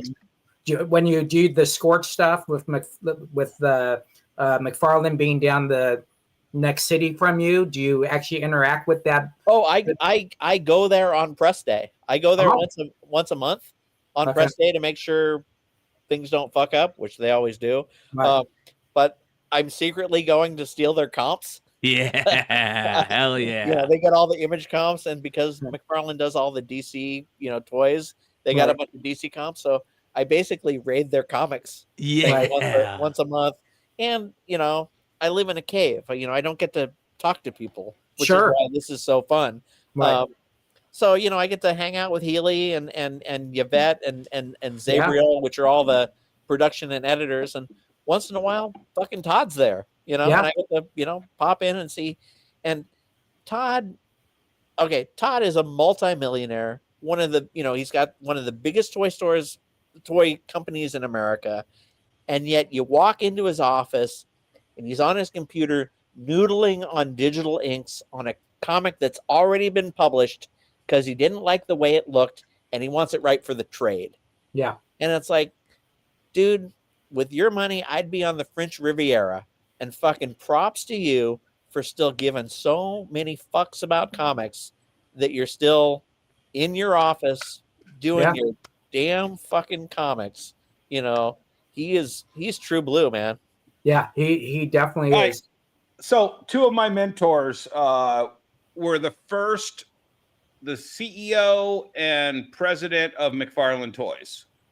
Okay. Paul Burke and Gary Reed. And they have so many countless stories about just Todd's quirkiness. Oh, he's a nut. He would get on a plane to meet people in Los Angeles without shoes, or he would leave his shoes on the plane. He didn't have a single dollar in his pocket. And they would have to start carrying envelopes of money to give Todd the second he landed on the plane because he wanted to tip everybody. The bellman at the hotel, the person who gave him his room key, but he would always forget to bring money or would intentionally not bring money. And so the entire company just had to Todd-proof everything. Well, he pays really well, and he's super generous. And what I love about him is he's a dude who made well in comics. He's got this giant fucking toy company, which is just his vehicle to do more comics. Yep. And the other thing is he does a script pass on, which doesn't necessarily make my scripts better, but they make it more Todd-like, which I'm okay with. It's his baby. But the fact that he's there on a Sunday rewriting a adding to a John Layman script says a lot about the dude. He learned that from Stan, though. Yeah. And that's one of those things that I think popped into his head during the Stan years. And he loved and respected Stan even when they had their arguments and fights. Yeah. No, he's old school. Like, he wants me to write plot style, which I don't really like. But, Todd, it's worked for Todd, so it's got to be the right way. Speaking of Todd and another fellow Arizonan that we've talked about tonight, Brian Polito, this right just down the street. This just showed up at my house the other day, the Todd Father Lady Death cover. So it was nice to see those two put this image on the cover. So and they're every single one of them numbered. Is numbered. Number. Everything he does is legacy number. Yep. Legacy numbers. I'm telling you. Have you been to Brian's places at his compounds at all? I know he's got a new one now. I went for the first time to Sworn Fest last year. It was absolute blast. I got a chance to go check out his new museum, and I was so stoked. It was so much fun, man. It was. Have you had Brian on here? We have. Oh yeah, he's come. Brian. Well, it's looking like it. Brian, Billy Tucci, Jimmy Palmiotti are all going to jump on tomorrow to talk about their Kickstarter. Their new Kickstarter. Yeah. All good guys. We had all three of them on last month. I think a few months ago for they each celebrated their 30th anniversary. 30th anniversary. Wasn't it somebody's birthday though? No. I think it was just their 30th anniversary, and then Jimmy jumped in. Anniversary of what? Being a collector. 30th year of She and 30th year of Lady Death. Oh shit! Wow. And Brian's 40th anniversary of collecting. Period. Oh no, it's 40 years of collecting. Yeah, it was. Yeah. And so we've had them on, and Brian is Brian, and but when you have McFarlane and Polito right there, these two big castles right down not down the street, but close to it, right? That's pretty rock star stuff. And when you get into that cult part of Sworn, being sworn as a Lady Death fan or as a Coffin Comics fan. It's a pretty, once you're in, you're not out. Yeah. Let me bitch about you Phoenix people for a second though. Because my father lived in Phoenix. I would come out to visit him. He's passed away now. And I met Jesse for the first time at his store when it was by the Denny's. Right, the original store. Yeah. The original store. I've come out and visited Bryan, blah, blah, blah. I'm definitely going to try to visit with you when I'm out there. But you people won't drive 45 minutes for good food or anything. If you're 45 minutes or 30 minutes or more away from each other, you don't go visit anybody. That's weird to me. That's weird because I'll drive an hour for good pizza, Yeah.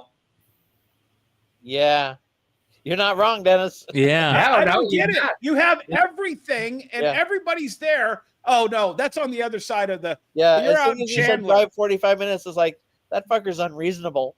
Yeah, I know. Yeah, John would send me, hey, what are you doing? Nothing. Hey, you want to come out to eat? It's kind of far. I don't It's get like it. John Layman. What am I thinking? Yeah. Meanwhile, Jesse will drive across 20 states and get lost in the middle of Texas to pick up a load of comic books. I know. Yeah, But I it's couldn't weird. get him to drive from Peoria to Chandler to have lunch with me. I'm Team Jesse. Yeah. No, it's been awesome to have you on. Anytime you want. Brian is on. And Brian is on 3 other nights a week, so you can always. And John, it was crazy that we have never met yet, and I'm really happy that Do you go to Phoenix Con? Do you go to Tucson Con? I try as much as possible. I got to be honest though, and I've talked about this. Since Jesse has left, and also since the pandemic, just like you, I really have backed off going and out to cons and stores as much as I used to. I would go once or twice a week. I haven't been in a comic shop in a month or two, Well, I know this is antithetical to a lot of what comic book people do, but I do Tucson every other year and I do Phoenix every other year. Like what is the point of doing like 6 Phoenix shows a year where what's the new $3 comic book you've got? Yeah. I would rather you see me every 2 years and I've got stuff to sell. And, I guess I appreciate the younger, hungrier people pushing harder, but I don't need to do 6 fucking local shows a year. Amen. Amen. So, I do Tucson every other year and Phoenix. Yeah, I mean, hell, and they're 32 minutes away. So, I mean, nobody's got time for Jesus, that's unreasonable. Yeah. Do you still go to San Diego every once in a while, or? I have gone to San Diego every year since 1991. Good. And I will never stop until I'm dead. Good. Yeah. Then next year we've got to go and get a drink together, man. Because and John, after you die, Jesse and I will kidnap your body and take you to San Diego. Yeah. So here's a secret: after you win a couple Eisners, you get a secret email saying you're part of the secret club, and all you have to do is say your name and get in. And so I never have to worry about tickets. And then I live within driving distance. And then Jason Gonzo, Brian? yes, I love his work. He's on two of his covers are on my cover of the year list so far. So I we're buddies and we drive up together, and then I always, not always, but 8 years out of 10, I room with Joe Harris and Xander Cannon. It's just tradition. Right. Sure. And so I've got tickets, I've got friends to stay with, I've got a ride. New York Con costs thousands. yes. But San Diego Con is nothing to me. Yep. So I will always go to San Diego Con. And the key to enjoying San Diego, I'm sure both of you guys know this, avoid the show floor and go to the fucking tiki bar. Yep. And, hang out, do the show floor for whatever signing you have to do, and then get the fuck out and socialize with your friends. That's all I do. I spend more time, and speaking of Gonzo, I met Gonzo for the first time out in front, smoking in front of the Hall D doors. And we just started chatting. And then it was like, oh, do you know this guy? Do you know that? I'm like, yeah, I know all those guys. But how we never met? Yeah. And that was the first time I met him, was out in front. I spend more time out front seeing all the people that I'm never going to run across on the floor. So, Dennis, this is my theory about cons. Like, you make 2 connections per con. You know, you make 2 friends. But if you've been in the business for 30 years and you go to 2 or 3 shows a year, you know everybody. Yeah. Yep. Whoever you don't know, you're going to meet the next time. I mean, Yep.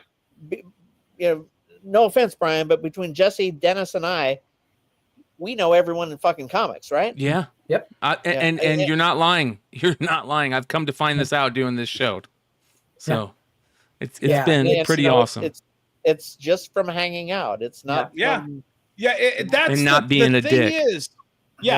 You could wait in line for an hour for this thing or 2 hours to hear this panel, or dude, you can get so much more done just hanging out at the bar afterwards. Yeah. And the other thing is, I tell pros, don't go to fucking Comic-Con to suck ass. Don't go to get a job. Be cool, and the jobs will come. Yeah. You know, you can smell a dude or a chick who's hungry and is just using you for networking. Yes. It's so much easier to just meet a person, make a friendship, and that's where you may not get the job next year, but it's dividends that pay off. It's a small industry. Be cool to everyone, make friends with everyone, and you know, it'll eventually, you know, pay off. And if it doesn't in money, it pays off in friendship. Yeah. That's my favorite part about going to cons these days, is I get to run into people that I've just made these amazing friendships with, and I create the best freaking memories. And I don't spend half my, 20% of my time I'm in the con. And the also, memories are great. You meet people that are kind of your heroes.